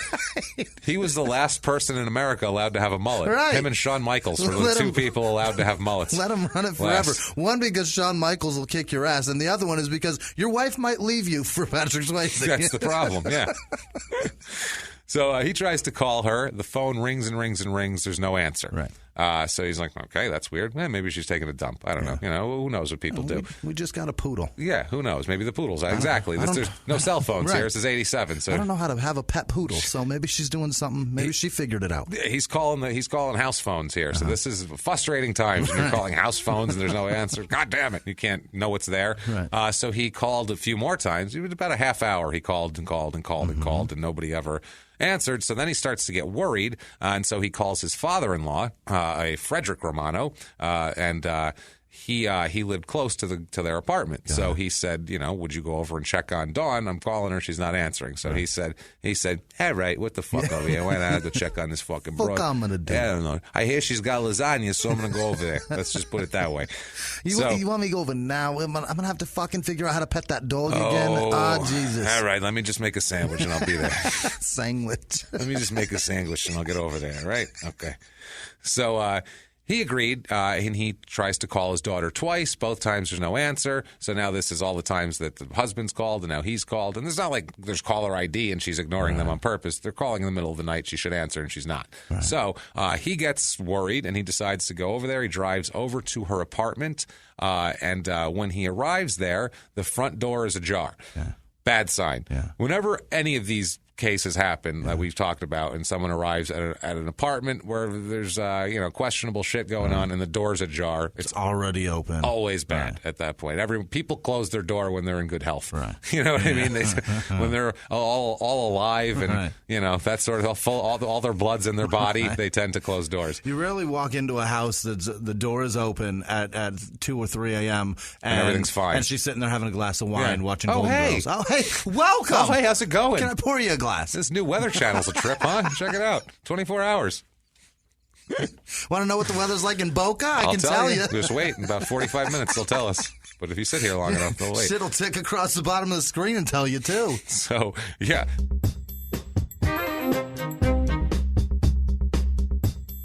Just going to take a quick break from the show to tell you a little more about the #1 fresh ingredient and recipe delivery service in the country, Blue Apron. BlueApron.com. Blue Apron is so delicious. Their mission is to make incredible home cooking accessible to everyone, and they do that with this. Beautiful boxes of food show up at your door every week. So much fun. And there's different plans. It's not going to be the same box for everybody. There's a 2-person meal plan, a family meal plan, a wine plan. Yeah. And these meals are amazing, too. They're not your typical just, we're going to have some pork chops or something like that. This is different. This is pork chorizo tacos with radishes, roasted potatoes, and cojito cheese, which I don't even know what that is. I've never heard of it. And there's a lot of things that I get. It's delicious. But I don't know what it is. And they're chefs. They have amazing chefs that cultivate these recipes and are constantly putting together new recipes, different things you've never had. It expands your palate, expands everything. It is delicious. Salmon and spicy orange salsa with Kiona and carrot salad. I'm in. Holy cow, that sounds amazing. It's so, so good. You need to get Blue Apron right now. All of these recipes take under 45 minutes to prepare. So check out this week's menu and get your first 3 meals free. Free at blueapron.com/small. That is your first 3 meals for free at blueapron.com/small. Blue Apron, a better way to cook. blueapron.com/small. Get 3 free meals. Go! And now back to the show. If you like this show, check out Murder Made Me Famous every Tuesday at Podcast One. The hit Reels Channel crime series is hitting the podcast world and covers some of the most shocking crimes imaginable, including the Menendez brothers, Charles Manson, the Craigslist killer, and more. Check out Murder Made Me Famous at Podcast One and Apple Podcast. Also, remember to rate and review and tune in for brand new episodes of the TV series every Saturday on Reels Channel.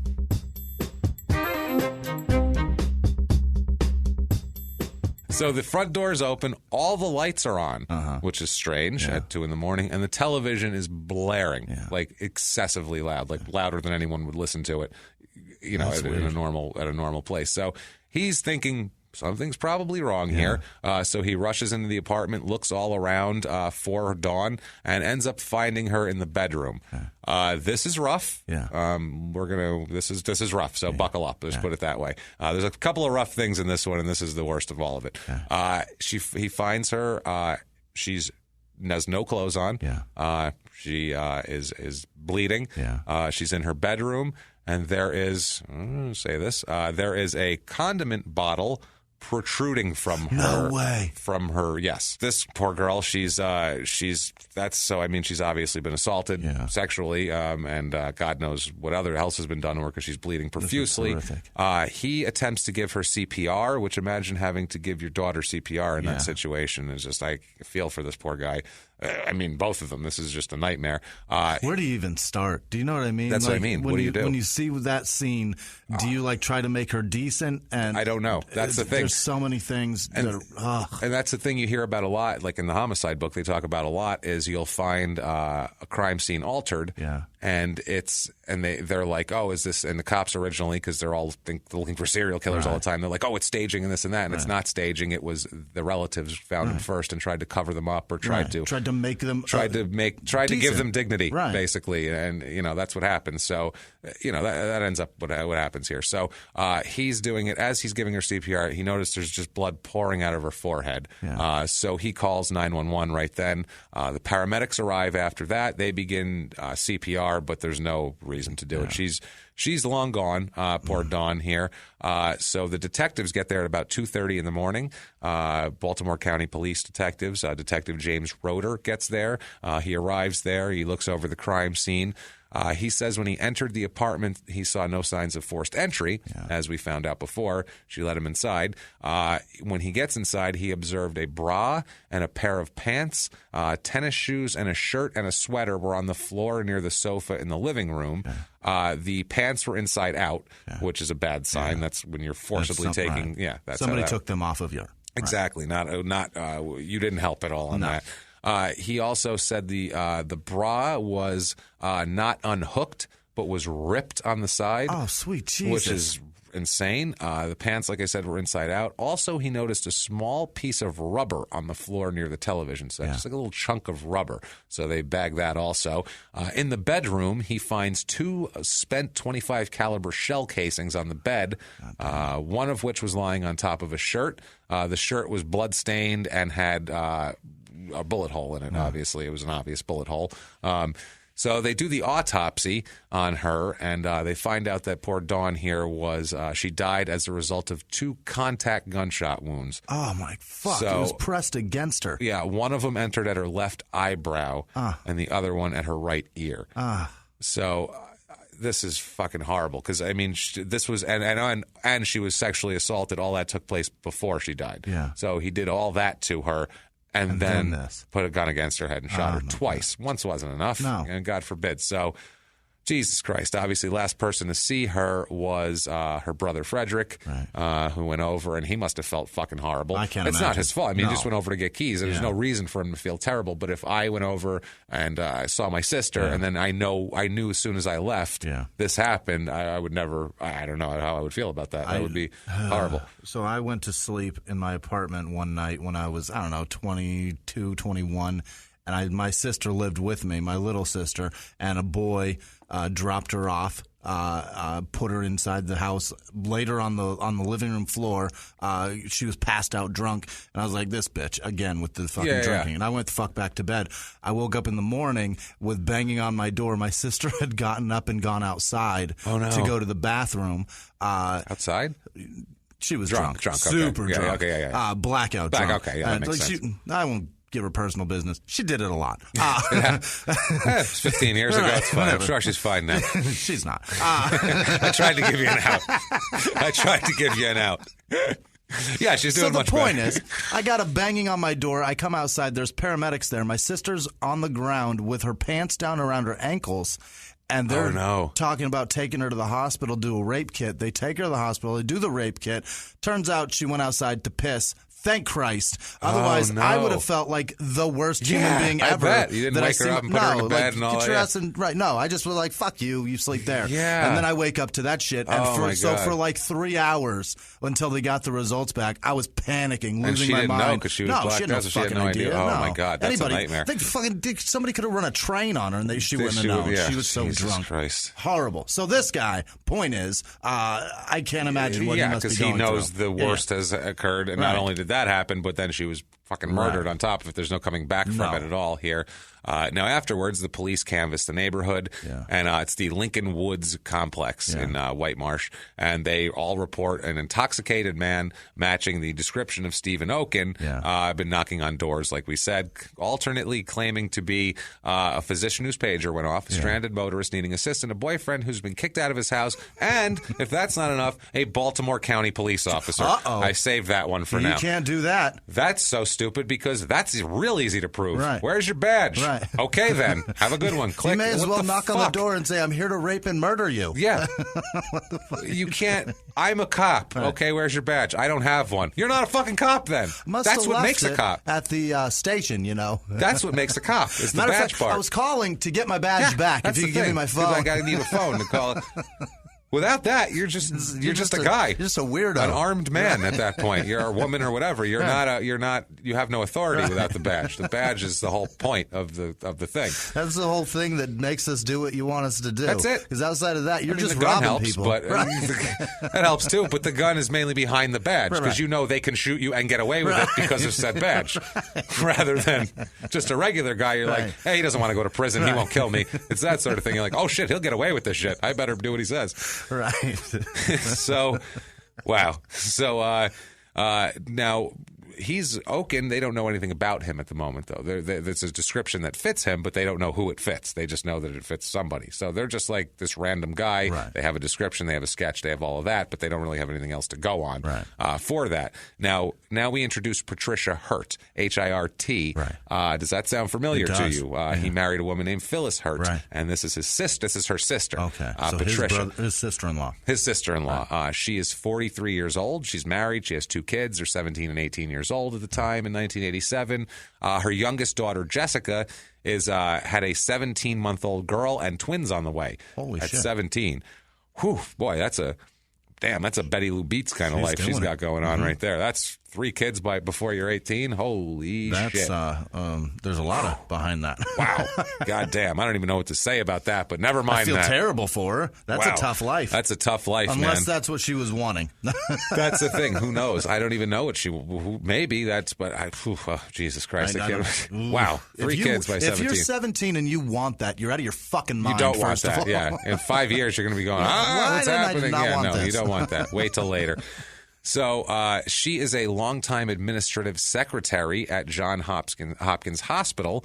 Everyone loves her at work. She's known as a really nice person. Everybody likes her. She was trying to. She worked to make the money to send her daughters to Notre Dame Prep School, a good private high school in the area. Because Baltimore is one of those places where the schools are a little touchy, a little shady, especially back then. They were a little touchy, we'll say, and so a little squirrely. So she has brown hair, brown eyes. She's known as an attractive person, very, very caring. She volunteers at the Special Olympics. She likes to ski. She's a nice person. Everybody likes her very, very much.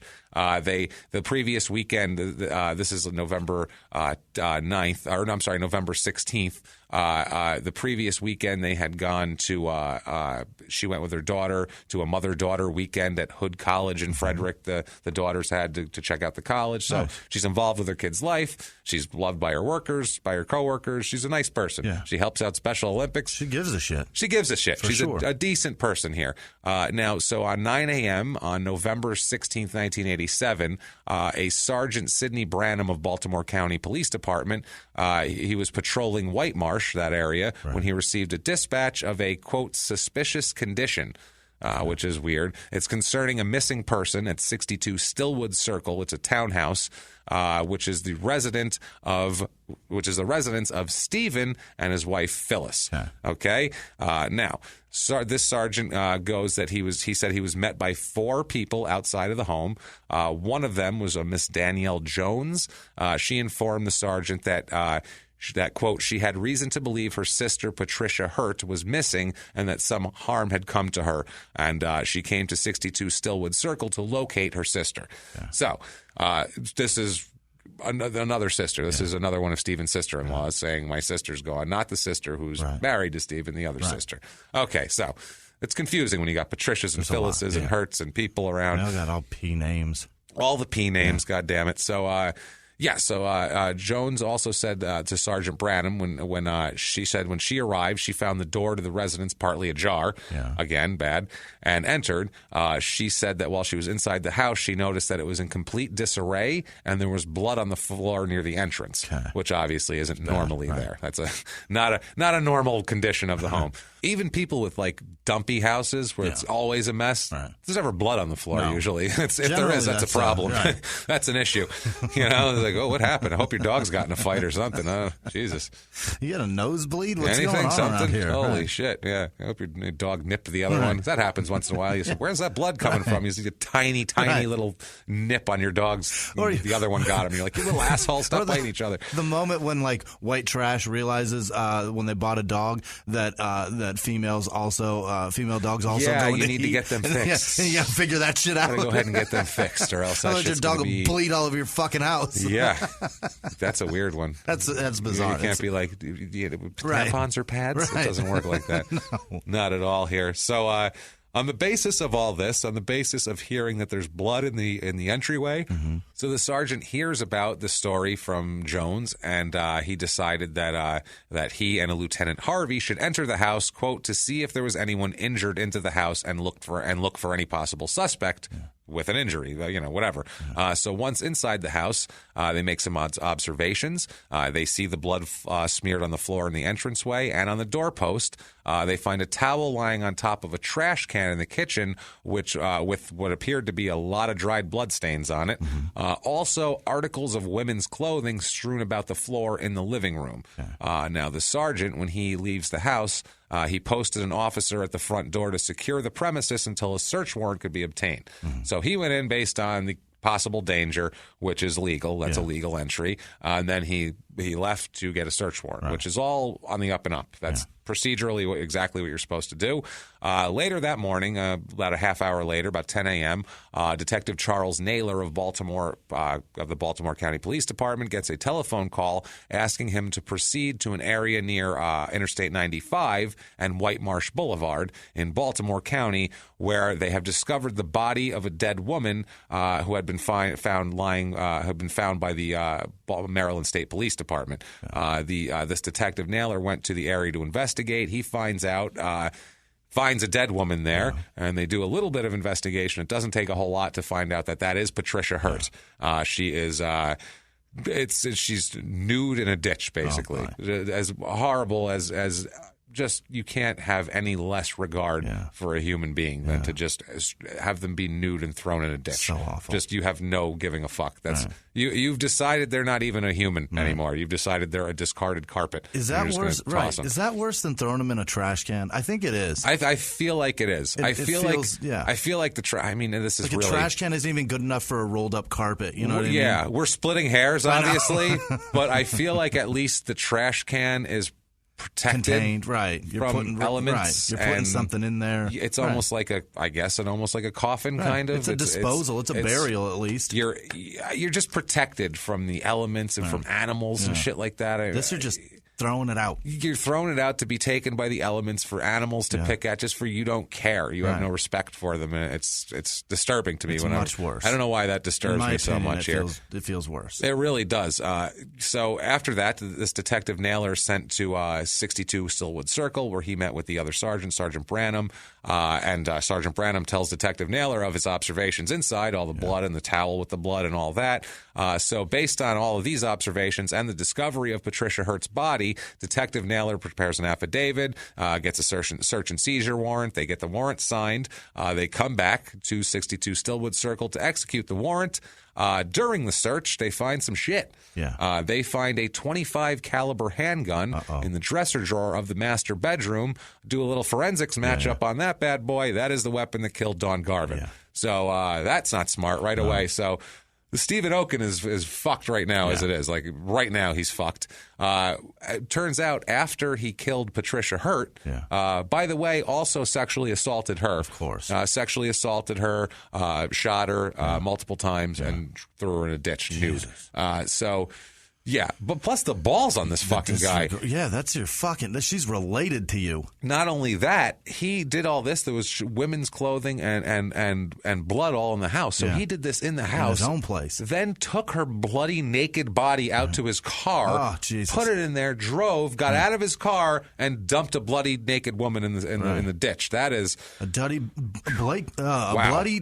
I can't even say it. Yeah. A bloody naked woman in a ditch that happens to be your sister-in-law. Happens to be your sister-in-law. It's fucking crazy. Not fucking smart at all. And really just, I mean, I don't know if that's you've lost your mind and you've decided I don't give a fuck, or if you have... If you're drunk and I don't know what that's one of those. Yeah, trying to pinpoint where the problem is, whether it's just lack of disregard for everything, or is this a Dahmer situation, right? Or is this like so calculated that I'll clean it up in my own place later? Yeah, fuck it, I can get away with it. I'm good. Yeah, and then he's drunk and forgets. Right.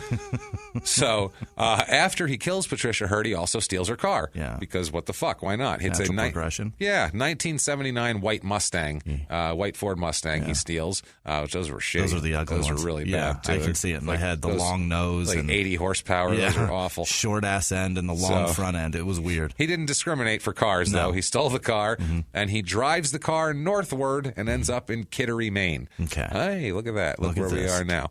And he registers at the Coachman Motor Inn at the hotel using his real name and address. Wow. Which you didn't have to do in 1987 at all. Like, you could have said you were Joe Blow and give him $50 and they'll give you a fucking key to a room. They don't care. There's no incidentals or any of that bullshit. An actual metal key, though. Yeah, an actual key to the room, and you go in there, and that was that. So with the key hanger that says the room number. Exactly, yeah, in case you lose it. And it was written in fucking black ink on a green fucking tag. Or brown with gold letters, neither one. That was a big one, too, for hotels, brown with gold letters. Yeah. But those always had, like, the elevator that had the screen that you pulled. Yeah, exactly. So this is November 16th. This is the same. So she is freshly dead in the ditch here, and he is in Maine that day. Yeah. He heads up to Maine immediately. Ready to be a boat constructor. That's it. He's ready to do it. He checks into room 48 of the Coachman Motor Inn in Kittery. It's approximately 1 p.m. He says he only wants the room for one night. He paid for the room with a credit card in advance and received the credit card receipt. So he paid for it in advance, didn't want to be bothered at the time. Problem is, working at this hotel was a woman named Lori Ward. Lori Ward was a tall, thin woman. People liked her.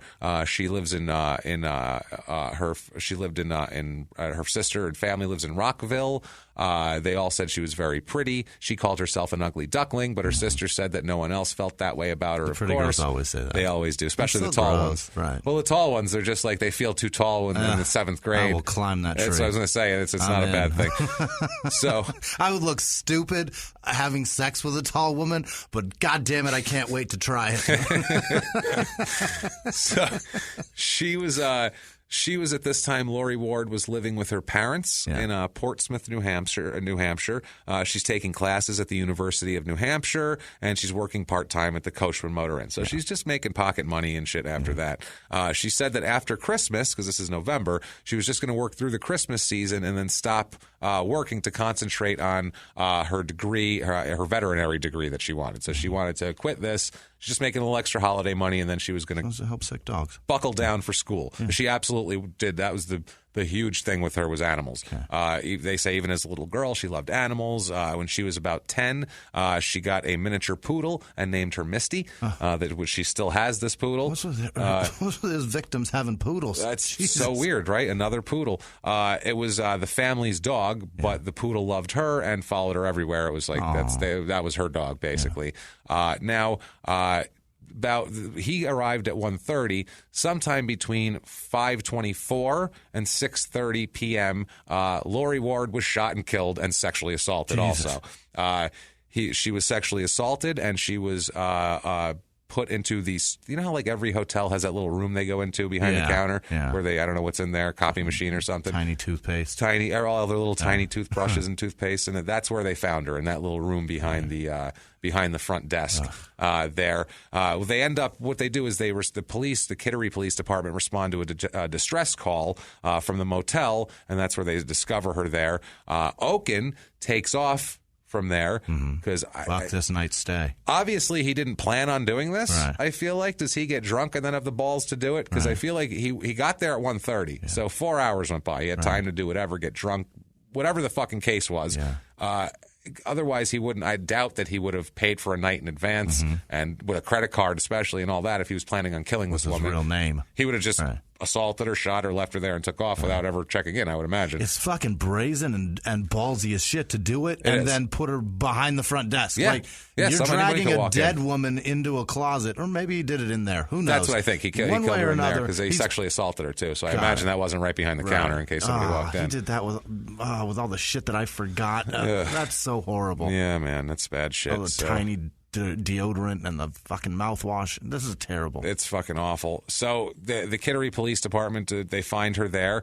Oken takes off in the car and heads to Freeport. He checks into the Freeport Inn, which is about an hour drive away from the Coachman. He checks in at 7:54 p.m. So...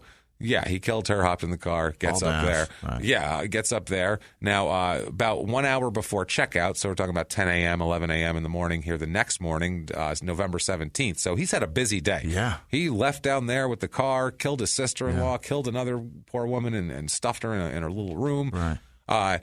He paid for additional... Before checkout, he paid for an additional night stay at the Freeport Inn. He never officially checked out of the Coachman. This isn't like now with the cards where you just leave the car behind and leave. Back then, you actually had to go checking out of this room, and they'd mark it down. Okay, he left. That was, you got to turn the key in.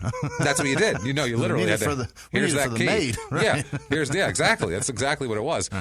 So just after 6:50 p.m., he's already gone, heading to Freeport. The police banged on the door of every motel room in the Coachman, including room 48. Sure. No response in room 48 because he was already gone. The police then began a police log where they talked to every single person and every vehicle entering and exiting the motel. Yeah. They never found Oken because they were looking for Oken at this point now. Now they matched everything up and they knew what they were looking for. While driving around the building at 4:45 a.m., the Coachman's manager noticed that Oken's car was not in the lot. This is the white Mustang. Yeah. She said that there were no real restaurants or nothing open in the area at the time where he could have been getting a meal for him to be. So like where did he go unless he was gone? So that says to them that he's gone. Okay, so 7:30 a.m. the next day, the motel manager wanted to have the housekeeper start stripping and cleaning the unoccupied rooms. Right. Based on the fact, this is important later, this is the only reason I'm telling you this, based on the fact that he had said he would only stay one night, paid in advance, and his car was gone, they believed it was unoccupied. He had already left and checked out. They'd find the key in there probably, who knows. But either way, they got to clean the room, that sort of thing. The police indicated they'd come over to the hotel. The manager chose to not clean up the room and wait for the police. They said, don't fucking clean anything. A goddamn thing. We want to go through that one room real thoroughly here. So they do that. They get there. It's unoccupied. Police had knocked at and entered every unoccupied room until they reached room 48 because they wanted to say they were thorough. Sure. They get there 8:30 a.m. The door is unlocked in room 48, so the police enter the room. It contains what they find in there: a bottle of vodka, half-gallon of orange juice, which explains a lot. Screwdrivers is his thing. Yep. Glasses, to drink out of, not wear, not eyeglasses. A few small pieces of rope, a pair of socks on the floor, a shirt with blood stains on it, and blood smudged on the wall of the bathroom. There was no toiletry articles, no personal articles, no luggage, no type of handbag, no type of any type of personal belongings. Looked like somebody left a bloody shirt and took off and fucking abandoned the room, okay? Partied and left. Absolutely. So the managers told the police that Oken was the last person to have that room. They said, so they looked up Oken and they went, oh, yeah, he's wanted for 2 homicides. This is bad. Yeah, his car that he's driving is stolen, the whole deal. So with the manager's consent, they searched the room again to make sure at approximately 5:10 p.m. on November 17th, because this is all happening on November 17th. Right. This shit happens very quickly.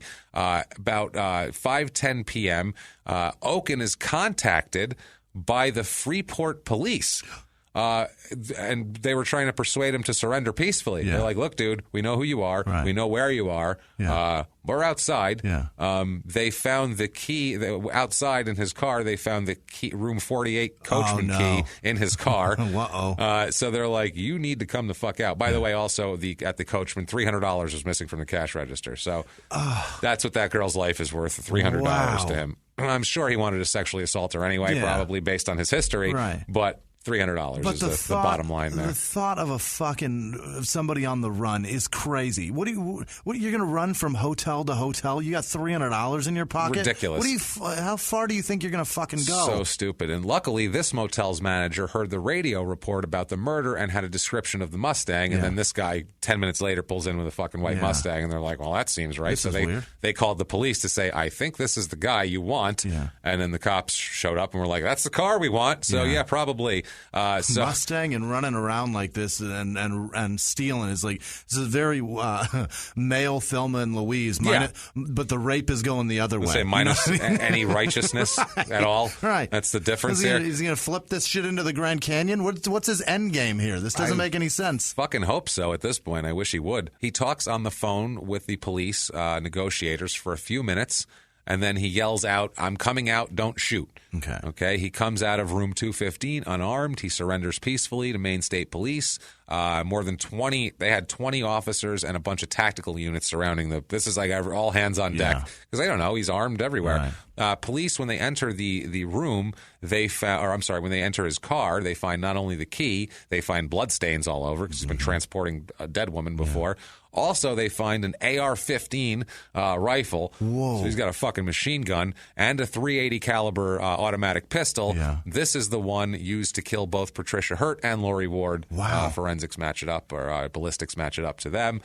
So he is just making this case ironclad, I would say. Here's a sad thing, and everyone's going to say this is the saddest thing.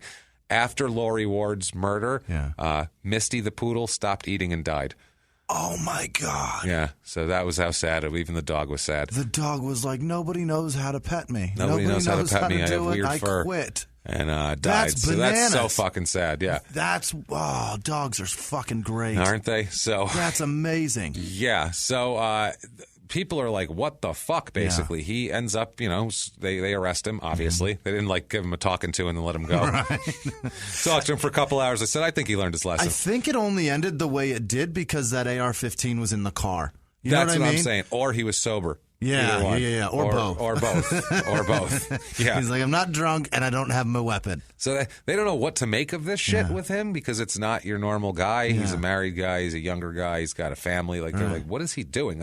Everybody we've talked about it. Does he fit the profile really? Nothing really. I mean, outside of, he fits the profile of like a teen killer, kind of. Like there's been like that upper middle class. Shitty news right away. Yeah, when he was 9, was he? Or 11? Yeah. 11. Like he fits the description to me of somebody who's like 16 and kills their parents. Right. You know what I'm saying? Right. But takes it out on them. Not this later. Women. It's just so weird. His varsity lacrosse coach talks about him, Lincoln Bogart. Yeah. It's old Lincoln Bogart. Wow. What a name. He sounds like he's coaching something, doesn't he? Lincoln Bogart. He sounds like a Texas Marshal or some Texas Ranger. He's hard as fuck, Lincoln whatever Bogart, he does. Texas Ranger. He makes you do what you're going to do. He's a hard man. Right. Well, he's a lacrosse coach in Randallstown, so maybe not.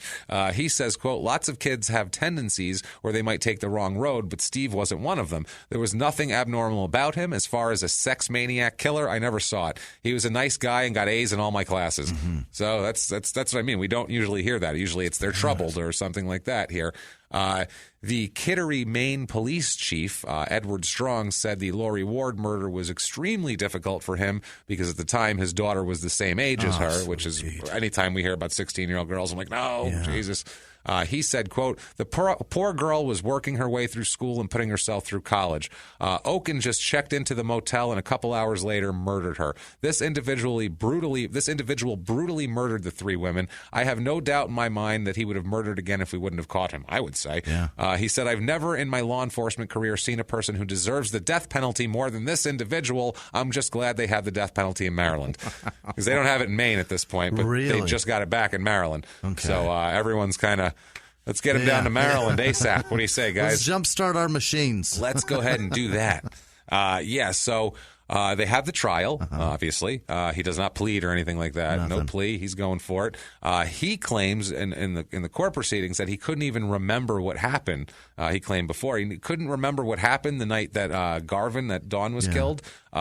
He said it was a memory lapse based on booze. What if we showed you some pictures? Yeah, would that jog your memory a little bit? He said, a memory lapse I blame on booze, pills, and a sexual sadism that I can't control. Okay, maybe. That's what he said. Exactly. One, maybe I'll take your word with that, and we'll put you in a mental facility the rest of your fucking life. I was going to say, the sexual sadism isn't an excuse. No. That's a reason, not an excuse. I'm really sorry. I'm a sexual sadist. What can I tell you? No shit. You're going to be in a padded room the rest of your life. Jesus Christ. Psychiatrist who testified for him, quote, after he recovered his memory late in the trial, sometime late in the trial, he out of nowhere remembered what happened. It just flooded. Weird, right? Isn't that so weird dumb. How that happens? So strange how that happens.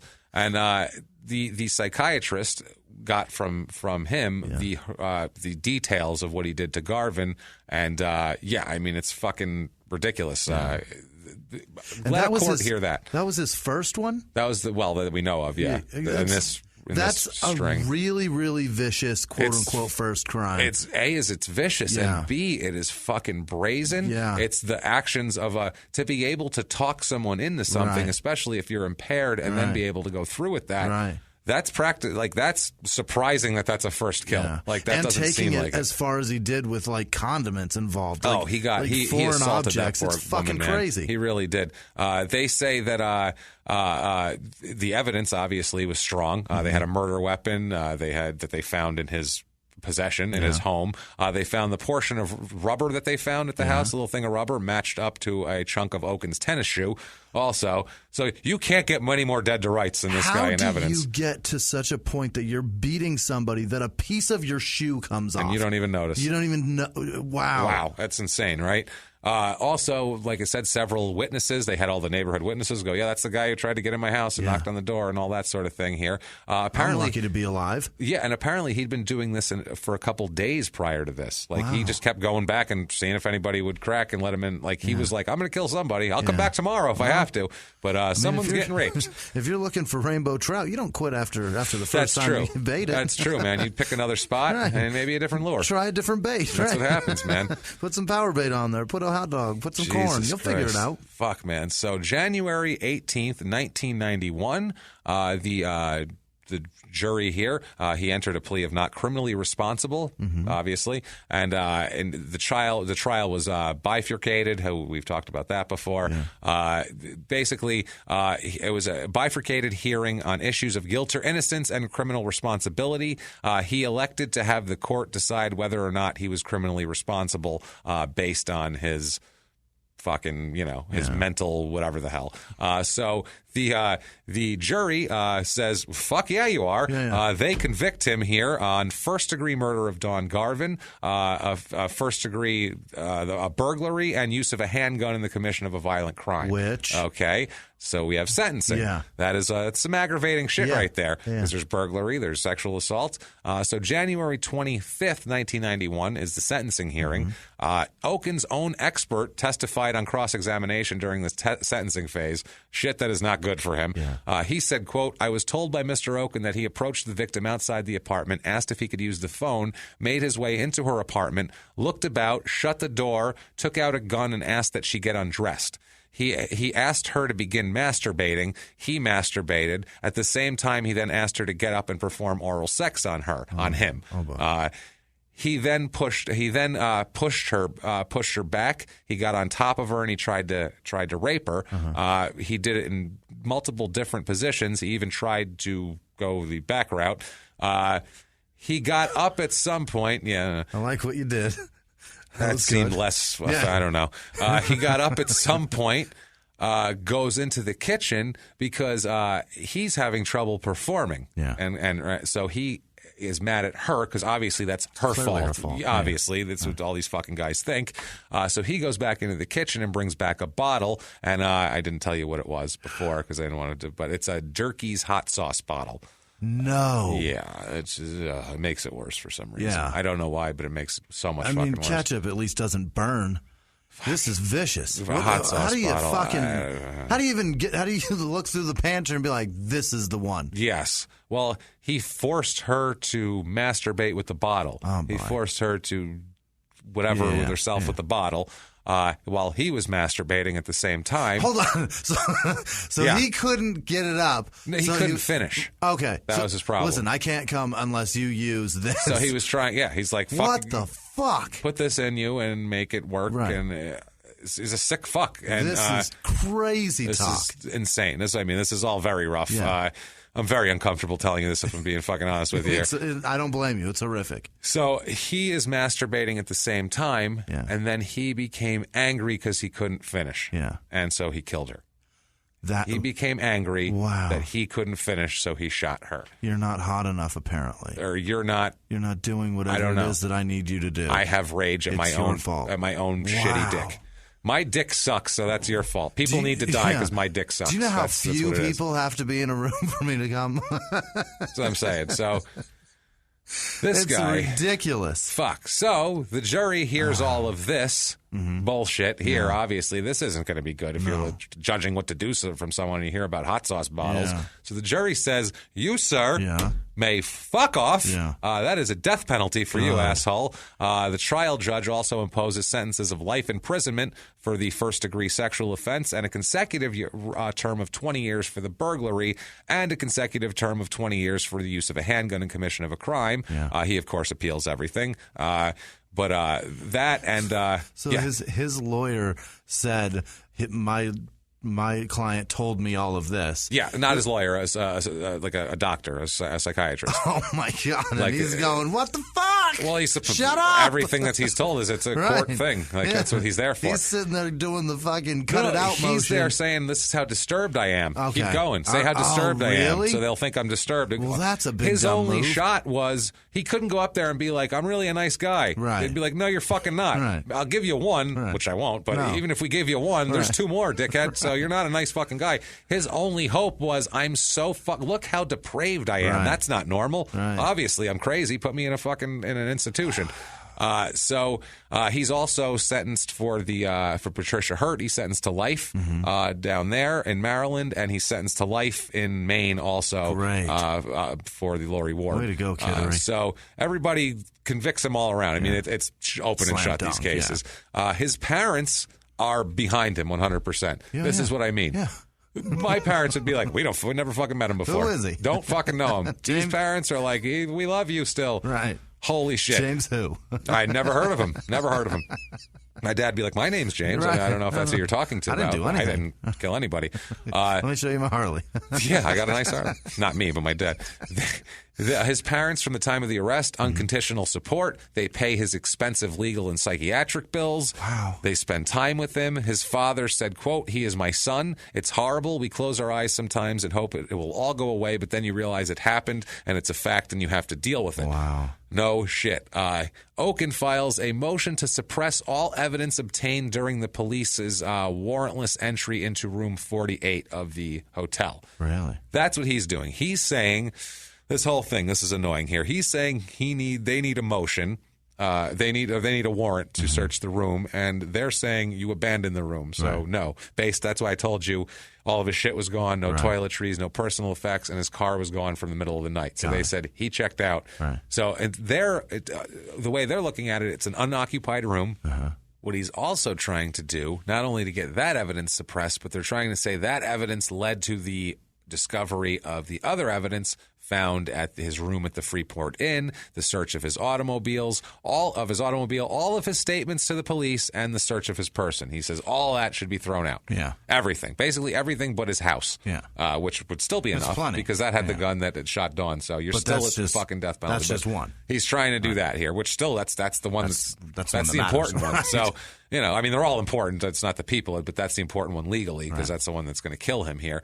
After the hearing, the Superior Court denied the motion to suppress, quote, in all respects. They said, fuck no. They said the motion determined at the time of the warrantless, basically he had no reasonable expectation of privacy in a room that he abandoned.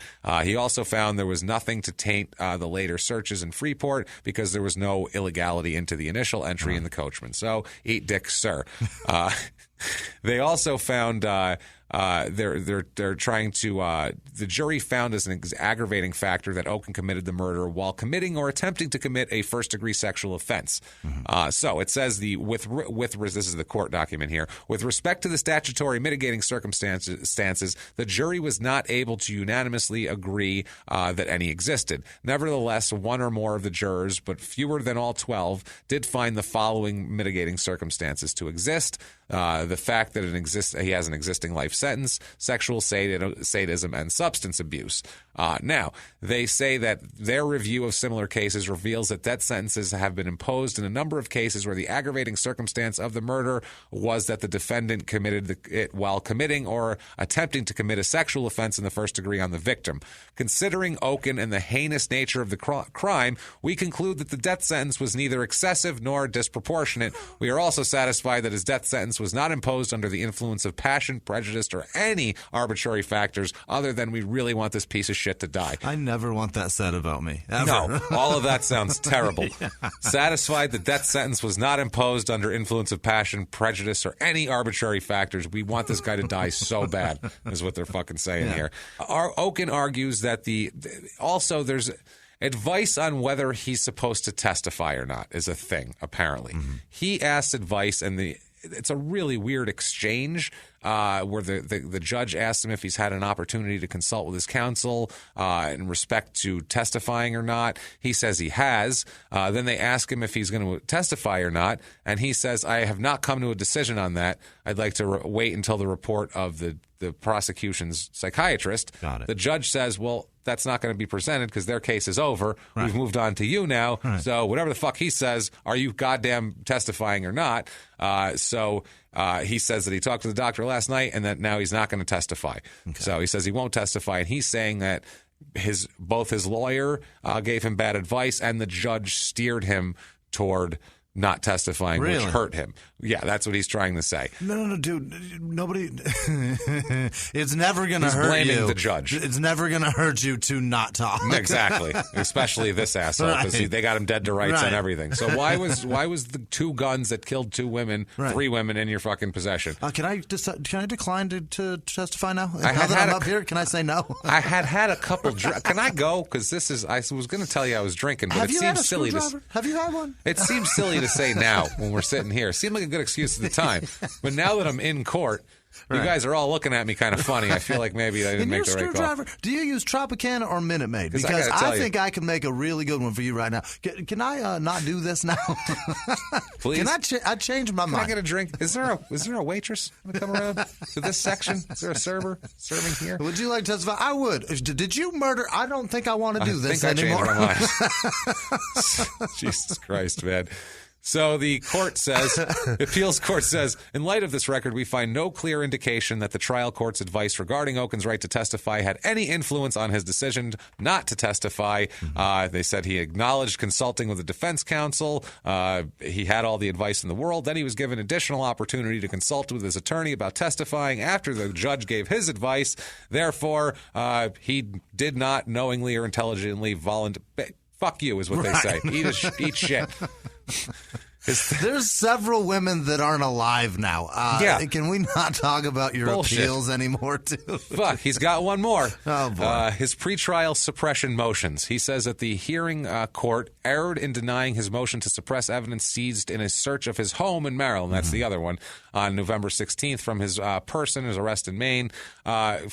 They say, for the sake of clarity, we shall treat Okun's contention as two separate claims, one dealing with the search of Okun's home in Maryland, the other dealing with his arrest in Maine. But addressing the merits of each claim, we will set forth the facts developed and the hearing on the at the hearings on the suppression motions, and they completely say they should have let all that shit in, and you can suck a dick again. So he has been thoroughly rebuffed by the appeals court here. Evidence suppression is so fucked up. Like, I want somebody to get a fair trial. Absolutely. And I don't want shitty evidence to be included. There's enough against this guy where we don't have to cheat. He's talking about suppressing murder weapons. Weapons that were found in his possession. Pretty legitimately, yeah. It's crazy. Like, if you're finding, like, a leaf that happens to grow in a specific rainforest, all right, maybe suppress that one because this is whatever. Pretty relevant. Right. This isn't fucking circumstantial. And this isn't crazy. I get that he's saying it was found under whatever circumstances, and if they just thought it was him and then went over and kicked his door in and searched his house, he'd be correct. But the fact that his fucking door was ajar and there was blood in his entryway, we're gonna look. You're gonna have to, you're gonna get a look there. Absolutely, and there was other people also who had access to the house, so.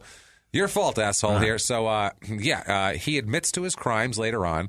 2001, he does an interview with the Baltimore Jewish Times. That's the one he chooses. That's the one he chooses. And they're kind to him, actually. They're kind to him. Yeah. And they talk a lot about his Judaism and a lot about life behind bars as a Jewish person and having, like, the support groups that help the guys out and that sort of thing. So it's kind of half about that. But supportive as fuck. Very supportive. He said he admits that he sexually assaulted and shot these three women to death. He said he said there was no real hints that he would do it, and he didn't know. He talked about his drug and alcohol abuse, his personal problems, his depression. He said, quote, I can't point to one thing that made this happen. I just didn't want to deal with everything. There are no excuses for what I've done. I can't begin to imagine the suffering, the cost of what I've done to these people. It's a terrible thing I did. I would fucking say so. He practices Orthodox Judaism behind there. Now he's gone Orthodox. He's not fucking around anymore. Attaching, tefillin? Tefillin? It's boxes containing biblical verse, but I know I'm saying that wrong. I'm sorry to the Orthodox Jewish people. I'm sure they don't care. He would attach those to his body. Wow. Some sort of Orthodox. I don't know a lot about Orthodox Judaism and their whatever, but he said, he said there's no excuses for what I've done, and I can't begin to imagine the suffering and the cost of what I've done. So, I would fucking say so. He also says, now this pisses me off, okay? I like it when people who have done wrong try to, like, steer people away from things that have happened to them. But this fucking guy, I don't want his opinion on anything. No. Nothing. He says, quote, also I think there's a lot of lessons to be learned from the past. What I did to get me here. Young people today, a lot of them are on drugs. Alcohol abuse. I think a lot of people, myself included, can contribute to society and talk to young people about the dangers of drug abuse. I don't want you near my kids, Fuck motherfucker. No. I'm a good example of the worst thing that can happen to somebody when under the influence. So all he's doing is blaming it all on booze and blaming it all on whatever. But you have to have that in you. Right. You've been drunk a shitload of times. You ever raped and killed three people? You know, Ted Bundy blamed everything he did on pornography. It's like, dude, how many times have I tugged to something horrific? Sorry, dude. And that's on you. I've never wanted to do that shit to anybody. Yep. He said he first experimented with marijuana in junior high school and said that he spent much of the period prior to the murders drinking heavily, taking cocaine, Halcyon, Xanax, and prescription drugs from his family's pharmacy. He said, I was depressed. I don't think I really appreciated what was happening. And instead of dealing with the problems that came up, I found a way to escape. Drugs were what I was all about. So that was the main thing here. He says that, this is amazing, he doesn't consider himself a violent person. No? No. He says, quote, I know how I was brought up and the values my parents instilled in me, that taking someone's life is just horrendous. I've been a quiet, soft-spoken person all my life, except when you're raping and killing. Right. Growing up, I didn't get into a lot of fights. I wasn't really confrontational. If I was in my right mind, this wouldn't have happened. I don't want it to sound like an excuse, which it is, but before this happened, I didn't ever have a desire to physically hurt someone. People tell my parents it was completely out of character, and I agree with that. Yeah. Really? You agree that you're a good guy? A fucking asshole. My parents said I'm a good guy, so yeah. His parents now become huge critics of the death penalty all of a sudden. Wow. His mother becomes very, in the other family, the Garvin family, they become huge advocates for the death penalty. Sure. So, those two things It's there. funny how you become something when it affects you. You know what I mean? And his mother right away points out that my other two children are good. They're in the medical profession. They're doing fine. She says, I'm a good parent. This isn't my fault, basically. He's not Jewish. Did you know he's not Jewish? This is what happens to these kids. They're Gentiles. They're brains. They're mush. So what happens when you put a Moyle's fucking mouth on a kid's dick. So, that's not a Jew. Yeah, there you go. That's the thing. That's what it is. So he says she insists that Stephen was a good kid, never got in any serious trouble. She said, quote, he had a religious oral. Yes, he had a religious oral upbringing. That was completely not on purpose. Yet fucking hilarious. The most hilarious mistake ever. Holy shit. That was amazing. Religious and oral upbringing, which I guess they're both true. That was hilarious because it felt like somebody was inside me and just like clapped my lungs together. It was like, I dare you to try to breathe. Oh, my God. Oh, that's amazing, man. Breathe, I dare you. Try I dare it. You. Holy shit. So, in addition to his religious and oral upbringing, wow, she said, quote, he was a wonderful little boy, a happy-go-lucky child, carefree, just perfect, very obedient. He's the sunshine of my life. He was in the Boy Scouts, a little leaguer, It was just the luck of the draw. Something went wrong somewhere. I don't know about that. His father, on the other hand, goes about it a little different. I love how the dad's not so impressed. Dad's always like, fucking calm down. Let's say this shit right. And he struck out every at bat. Yeah, were we going to tell him that he was in Little League? His dad's not on fucking antidepressants or some shit like the mother is. The dad says, quote, he was always a little bit more mischievous than most. He always wanted to go a little further than he should. He could push the envelope a little. He was more aggressive, more willing to walk the thin line between right and wrong, what he should and shouldn't do. He always thought he could do a little more, stay out a little later, that sort of thing here. I got to go have a talk with my son, I think. Yeah, he's pushing. This is what's going to happen here. Mrs. Oken also said she tries to make an excuse for him this way. His mother says in his teen years, he often said to me, you don't know what it's like to not know where you come from. He was trying to research his birth mother, never successfully, and it breaks my heart because I wish I could help him. And when his wife began traveling, I just think he felt like somebody else abandoned him. She also says after this, we're not biological. She's like, I raised him right, and by the way, he didn't come out of my vagina, right? We're not biological. There's a difference here that I can't understand. I guess you have to be the person who's adopted. I'd think about it and say to myself, who cares? I've got two people here who love me. Then she... Wow, Jesus Christ, man. She says, I just think some people handle it better than others. Like the things, if I knew the answer, and then she just started crying and trailed off, and that was that. So death penalty critics say that Oken's case fits what they say is a disturbing trend in Maryland, wow. This is amazing. This is what they try to pull. Quote, like a disproportionate number of death row inmates, Oken was sentenced in Baltimore County, and his victims were white. And what? So is he. Is the fucking difference. That's the difference. When you're saying that about a black guy, you're saying the jury looked at a black guy and said, he killed a white. That's what you're saying. Right. That race is not a fucking issue here at all. Jesus, and he's a Jew, so it's all racist. Jesus, what the fuck are they talking about? Advocates of the death penalty said that as a upper middle class white man, it's kind of hard to portray him as a victim of some racial bias by the fucking court system. February 6th of 2002, the Maryland Court of Appeals postpones Oken's execution indefinitely as he appeals a Court of Appeals ruling to the Supreme Court. Okay. So now shit starts to get sloppy. 2002, he's supposed to be executed, and it gets delayed. 2003, Maryland Court of Appeals again postpones his pending execution to hear his appeal that the state's death penalty law is unconstitutional. That's what they're doing here. Now, she says they talked to the mother again about all this, about how he's holding up. Yeah. And she says that when she talks to him every week, she visits, they talk about sports teams and world events, but she says she doesn't talk about him about the crimes that put him there. Yeah. She says, why bring it up? I've never asked him for details for an explanation. What good would it do? Yeah. Which I guess is true. I would be like, why'd you fucking embarrass me so much?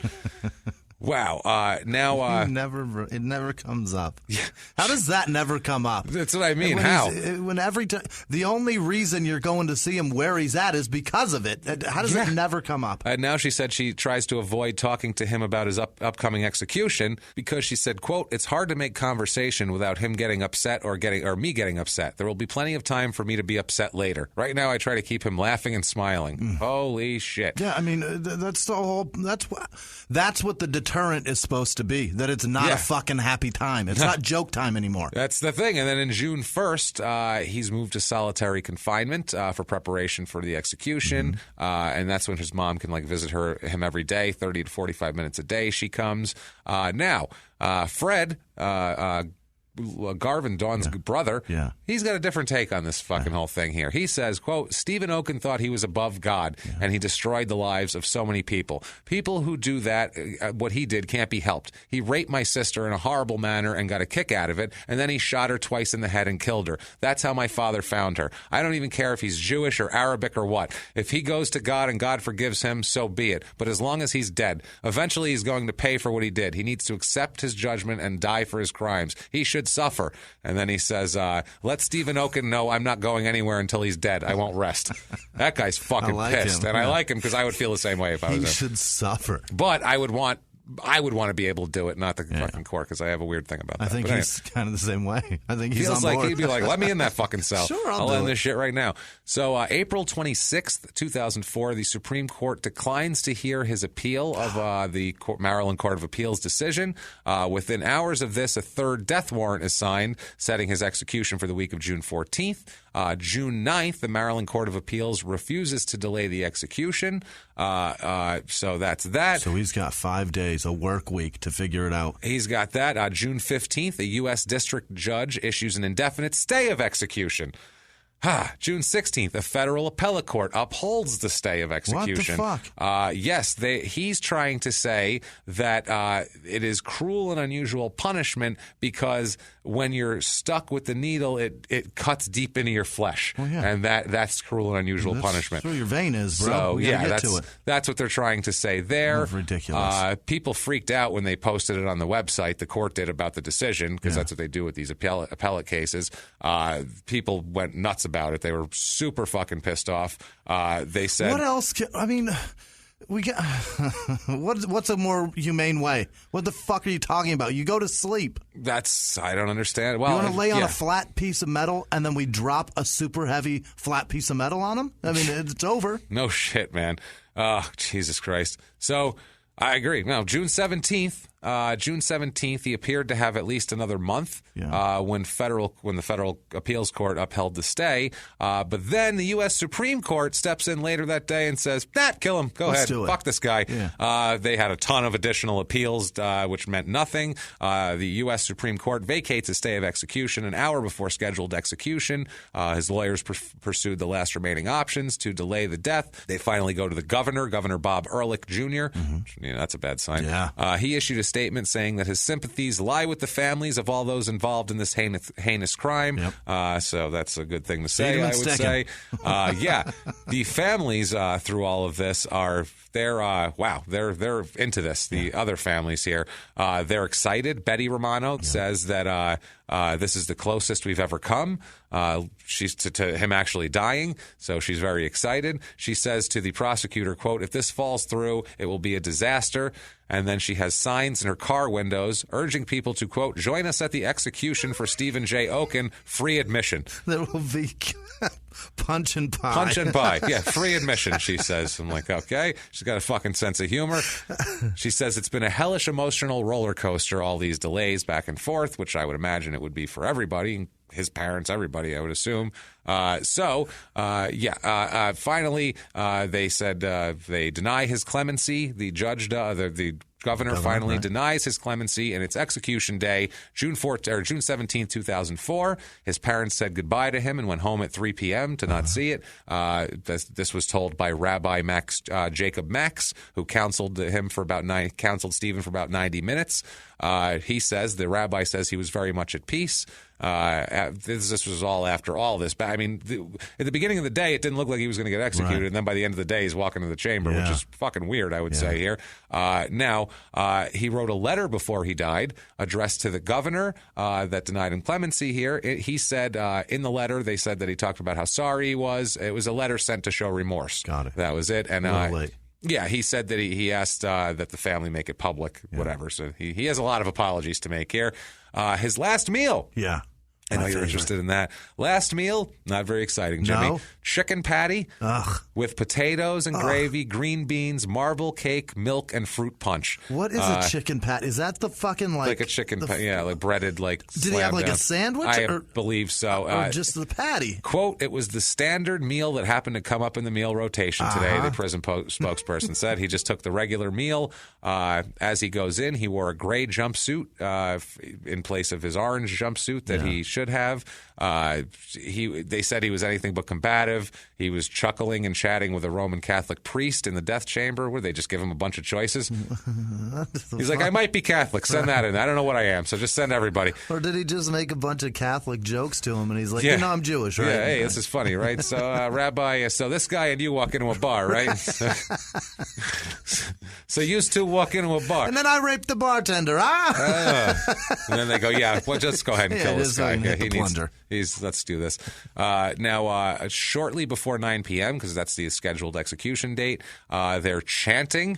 About 60 people outside, including all the victims' relatives, chanting "Turn on the juice," which I don't like that. No. I get it. I don't like a mob scene. The rah-rah. I don't like it. I don't like anyone being excited about anybody dying. Either way, personally, too, though. In a personal way. I don't like the other side coming out. No, I don't like any of it. Being weird out there with candles and shit. I don't like anybody. I don't like any of it, if I'm being fucking honest with you. But I don't like people that are frothing at the mouth for death. There's something about that says something about you then, I think. You know what I mean? You can act like you're above it all you want, but you're literally the same thing. There's just a reason now. If you're not the brother of the victim, fuck out of here. If you're the brother of the victim, I could see you wanting to kill him yourself, like I said, and I'm perfectly fine with that. But if you're some dick that just read it in the news and you run out there talking about fry him, these people. Fuck out of here. So go back to your family. That's what I mean. So, we have weird shit about the death penalty, everybody here. So it's a little, we're definitely torn. And like this guy, I want this guy dead. Yeah. I really do. Really fucking bad. I just don't want a bunch of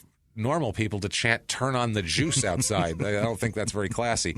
I get that he's not classy either, but we can be above that. I think that's what we're supposed to be. We're the ones out here. That's in society. The whole point of this whole putting him in there and then killing him in there, because he's below us. Yes, so go the fuck back to your job. And a lot of these people who are hardcore into this are religious too. So that's the other thing. It's like you don't get to have it both ways. Then you don't get so.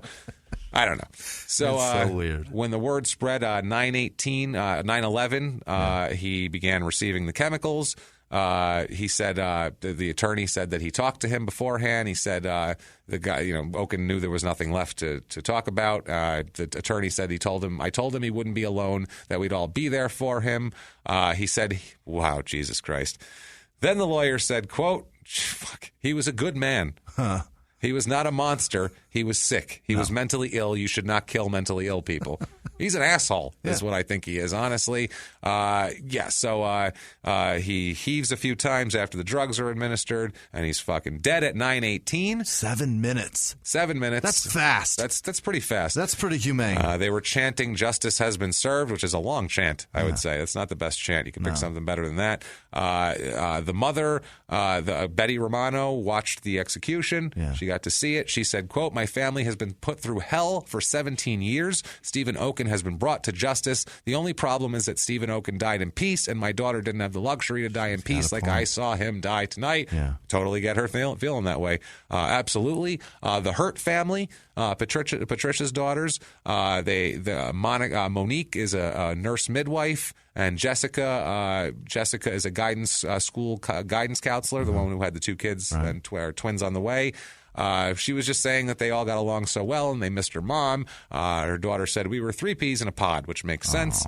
This I really don't like. Outside the prison, the execution happens, and once the guy's dead, he's dead. Right. That's enough. Yeah. Okay? Instead, this crowd lingers to celebrate, which I find disturbing. Like pouring champagne and shit? Well, even worse. They have screwdrivers? Yeah, it has as a tribute. The hearse pulls away with his remains at 10:25, and the crowd chants, "Na na na na, hey hey hey, goodbye." Like it's a fucking Super like it's a Bowl. relief pitcher being pulled in this fucking 6th inning. What the fuck are they doing? I swear to Christ, if I was a fucking cop, I would have went into that crowd and started billy clubbing people, just spinning a helicopter until I fucking hit people. I will take all of you motherfuckers in there.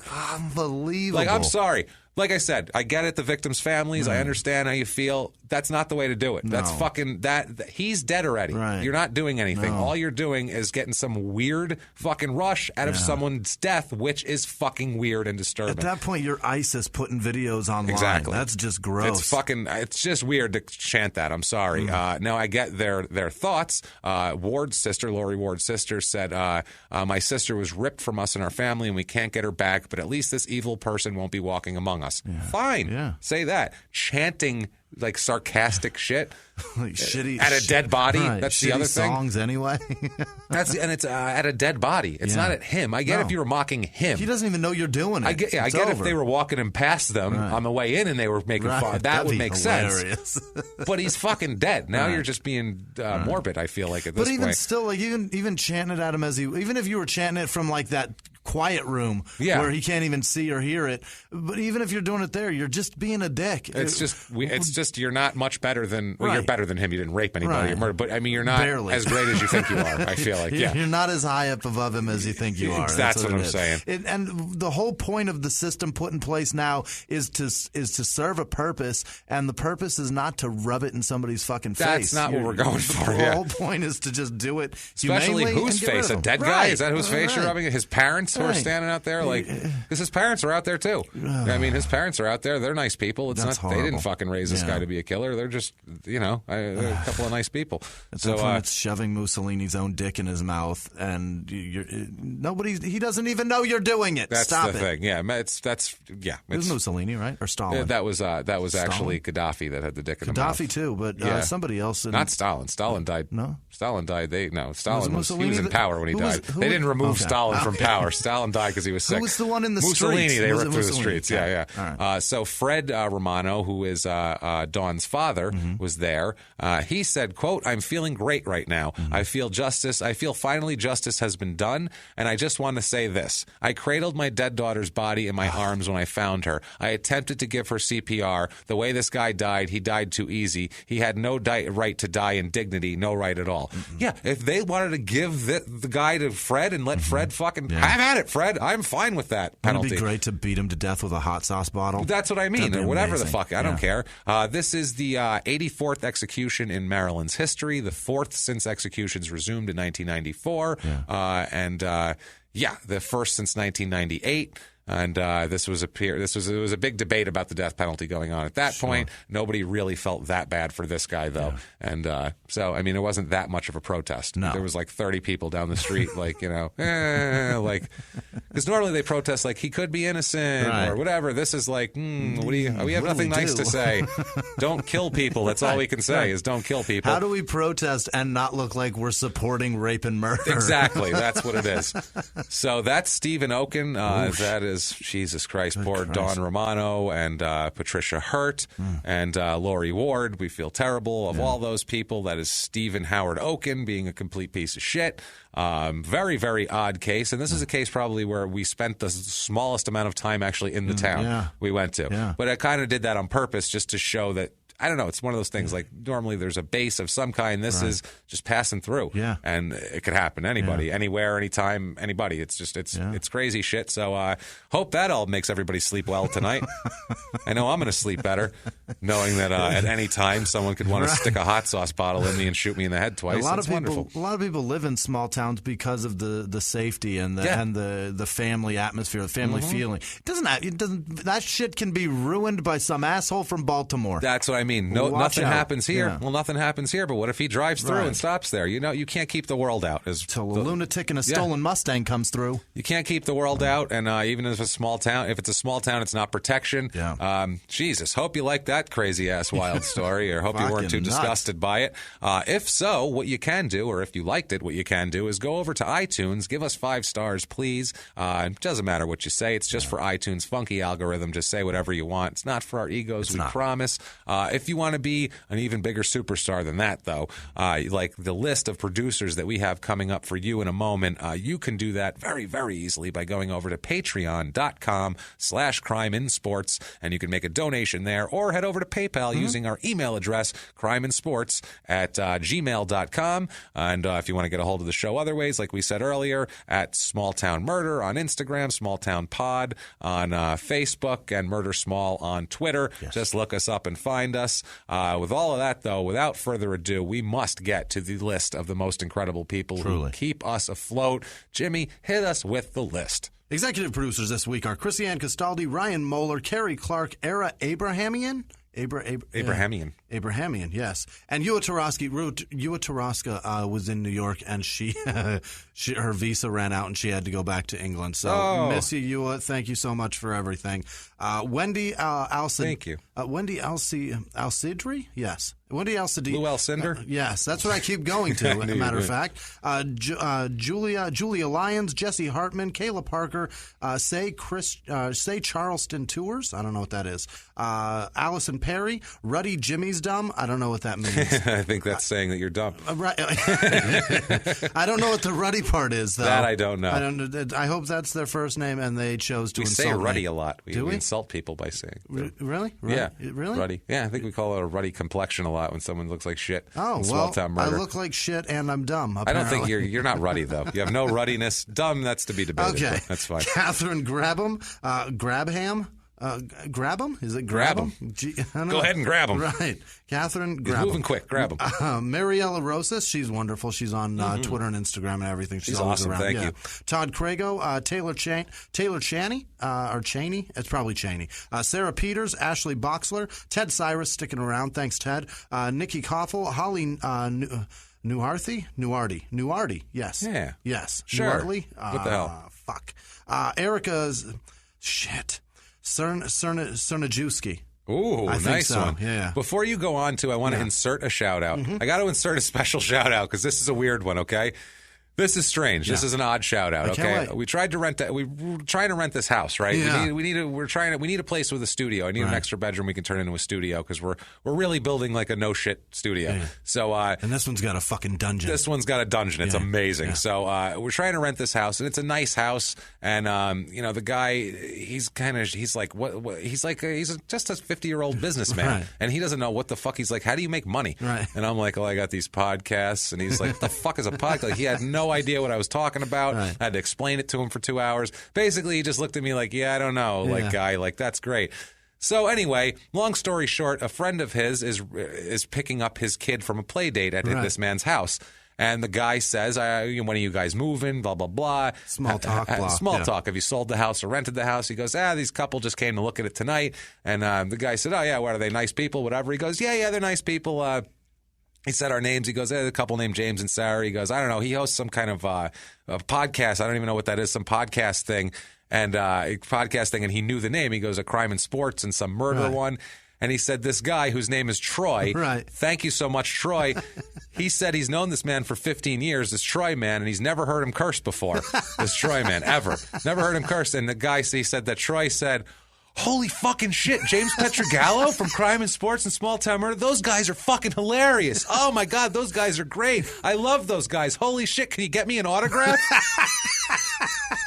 Yeah, on my fucking lease paperwork. So this guy was like, the guy goes, he sat in that chair for an hour. You want to sit there? Like he was making fun of him, basically. But it was like, it's hilarious that, Jimmy, you've been recognized a couple times too. I never get recognized for ever.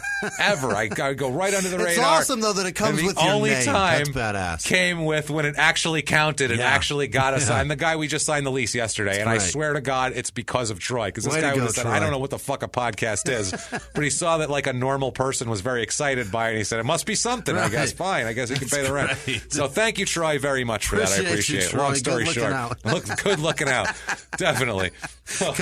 Come hang out and barbecue with us. You know where the place is. No doubt. Jennifer Lamb, Laura Blakesley, Daryl L., Janice Hill, Samantha Ritchie, Kelly Miller, Nicole Marino, Bryant O'Toole. He donated on Patreon and PayPal. Oh, thank you. Thank you so much, Bryant. Shanna Walter, Ann Nitch, Lauren Siebold, Jessica Hartke, Donald Sinclair, Lindsay Rustin, Jessica Morgan. Yes, I think that's a Morgan. Damn it. I'm terrible at reading and writing. I know Anthony Mason. It's tough when you've done both sides of the coin there. That's a tough one. Helen Banton, Diarrhea Cha-Cha-Cha. That's my favorite. That was Sarah. That made Sarah so happy. You have no idea when that email came through. She showed that to me. She sent me a screenshot of it. Brandy Finley, Paul Roost, Brittany Caitlin, Forrest Tessler, Jake LeBeer. Thank you so much, Jake, for sticking around. Yeah, You're a hell of a dude. Scarlett Agcaoli. All right. It's probably Ag. Anthony Holloway. Robert Emmett, Madison Flatt, Courtney Kurtz, James Acelta, David Boucher, I think. Tyler Evil. Damn it. Gwill, that's what it is. Tyler. That's a big difference. Evil to Gwill. Well, that's my G looks like an right E, there, folks. and my U looks like a V. That's handwritten goodness right there, everybody. That's what I'll say about that. That's amazing. That's how you know it's. That's how you know it's fresh squeeze. That's how you know. That's how you know it's heartfelt. God damn it. Jimmy's fucking it up. Jennifer Levinson, Chuck Brookman, the awkward human, Kathleen Thill sticking around. Thank you, Kathleen. Thank You're you, terrific. Kathleen. Love her. She's You're been around fantastic. Robert Burns, Ramona Holmberg. I know a dude named Holmberg, and they're all related, so I hope they're related. Shantae Wright, Ashlyn Donahoe, Melissa Reichik. Right? Yes, Reichik. That's probably right. Good. Jared Hohey, I think. Shannon Stevens, Tom Milligan. Say again. Yeah, Hohey. Oh, or Hey Ho. No, it's Hohey. Hey Ho. Yeah. Under the Sea Fabrics, Holly Gottlieb. And Under the Sea Fabrics makes a lot of stitching shit, like cross-stitch shit. Yeah, they're cool. And so there's a lot of people that cross-stitch. Go find her. Yeah. Holly Gottlieb, Matt Newberg, Michael Moore, Mariva Bone, Kate and Carrie, no last names on either. Kay King, Arthur Dent, like a James Bond name. Dent. Arthur Dent. Right.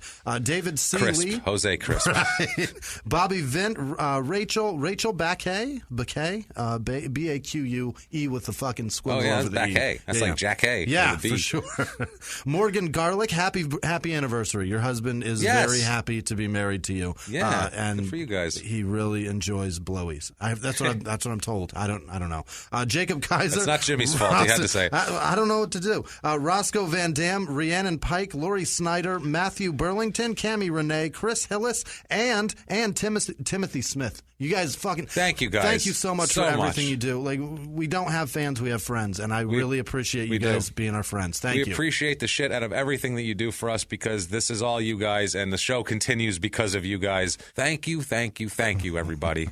God damn, we say it every week. But it doesn't make it any less true. Yeah, that you're the glue that holds this thing together. Everything from the moral support, the words, everything, the donations, and then all the way up into fucking circling back to help James get himself a fucking house. I'm telling you, guys man. are amazing. Thank you to Troy. Yes, thank you guys. Thank everybody. Honestly, it's you're the coal that keeps the engine going. You're the wind beneath our wings. Yeah, however the fuck you want to put it. Fucking Bette Midler. Corny way. Thank you guys for being there for us. We genuinely, honestly appreciate it. And what if one of these people wanted to tell you how much you're appreciated, Jimmy? How might they do so? If you want to find me, I'm at Whisman Sucks, WHISMAN Sucks on Twitter, Instagram, and Snapchat. And thank you guys so much for being around. We can't do it without you. And I'm at Jimmy P is Funny. You can just find me there or copy and paste my last name from the show show description if you want to find me on some other form of social media. Do that. Like we said, rate and review, all that good stuff. Thank you, folks, so much for joining us. We know it was a crazy episode and a bit of a disturbing one. Yeah. We've had kind of, I don't know, fun ones lately, but they've been kind of like, hey, I don't know, this girl killed her parents, or that's not fun, but it's not like this. There's no hot sauce bottles involved or anything. This is disturbing, so we're going to get back with a palate cleanser that will not have sexual assault next week, but it will be brutal and vicious. Don't you worry about that. So until next week, it's been our pleasure. Bye.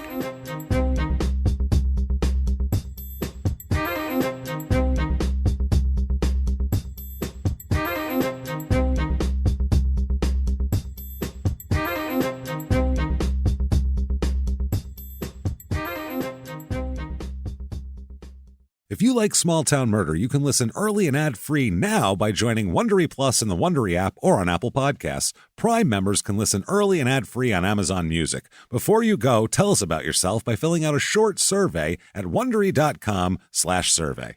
In the 1980s, a rosé swept the country. Hey, Mike, I really like this White Zinfandel. Well, good. Now put it down. I'm going to try another one. White Zin became America's top-selling wine. But most don't know that this sweet drink has a sour history. What began in 1986 with counterfeit bottles, a big fraud, a multi-million-dollar fraud, sent investigators chasing one of the most powerful families in the business, the Licciardis. But the closer the feds got to them, the more dangerous things became. It's a story of deceit. At the time, I was paranoid. Threats. You touch my kids, I will kill you. And murder. With a .22 caliber bullet to the head. What started with a scheme to mislabel wine spilled into a blood-soaked battle for succession. Welcome to Bloodvines. You can binge listen to Bloodvines exclusively and ad-free on Wondery Plus. Join Wondery Plus in the Wondery app, Apple Podcasts, or Spotify.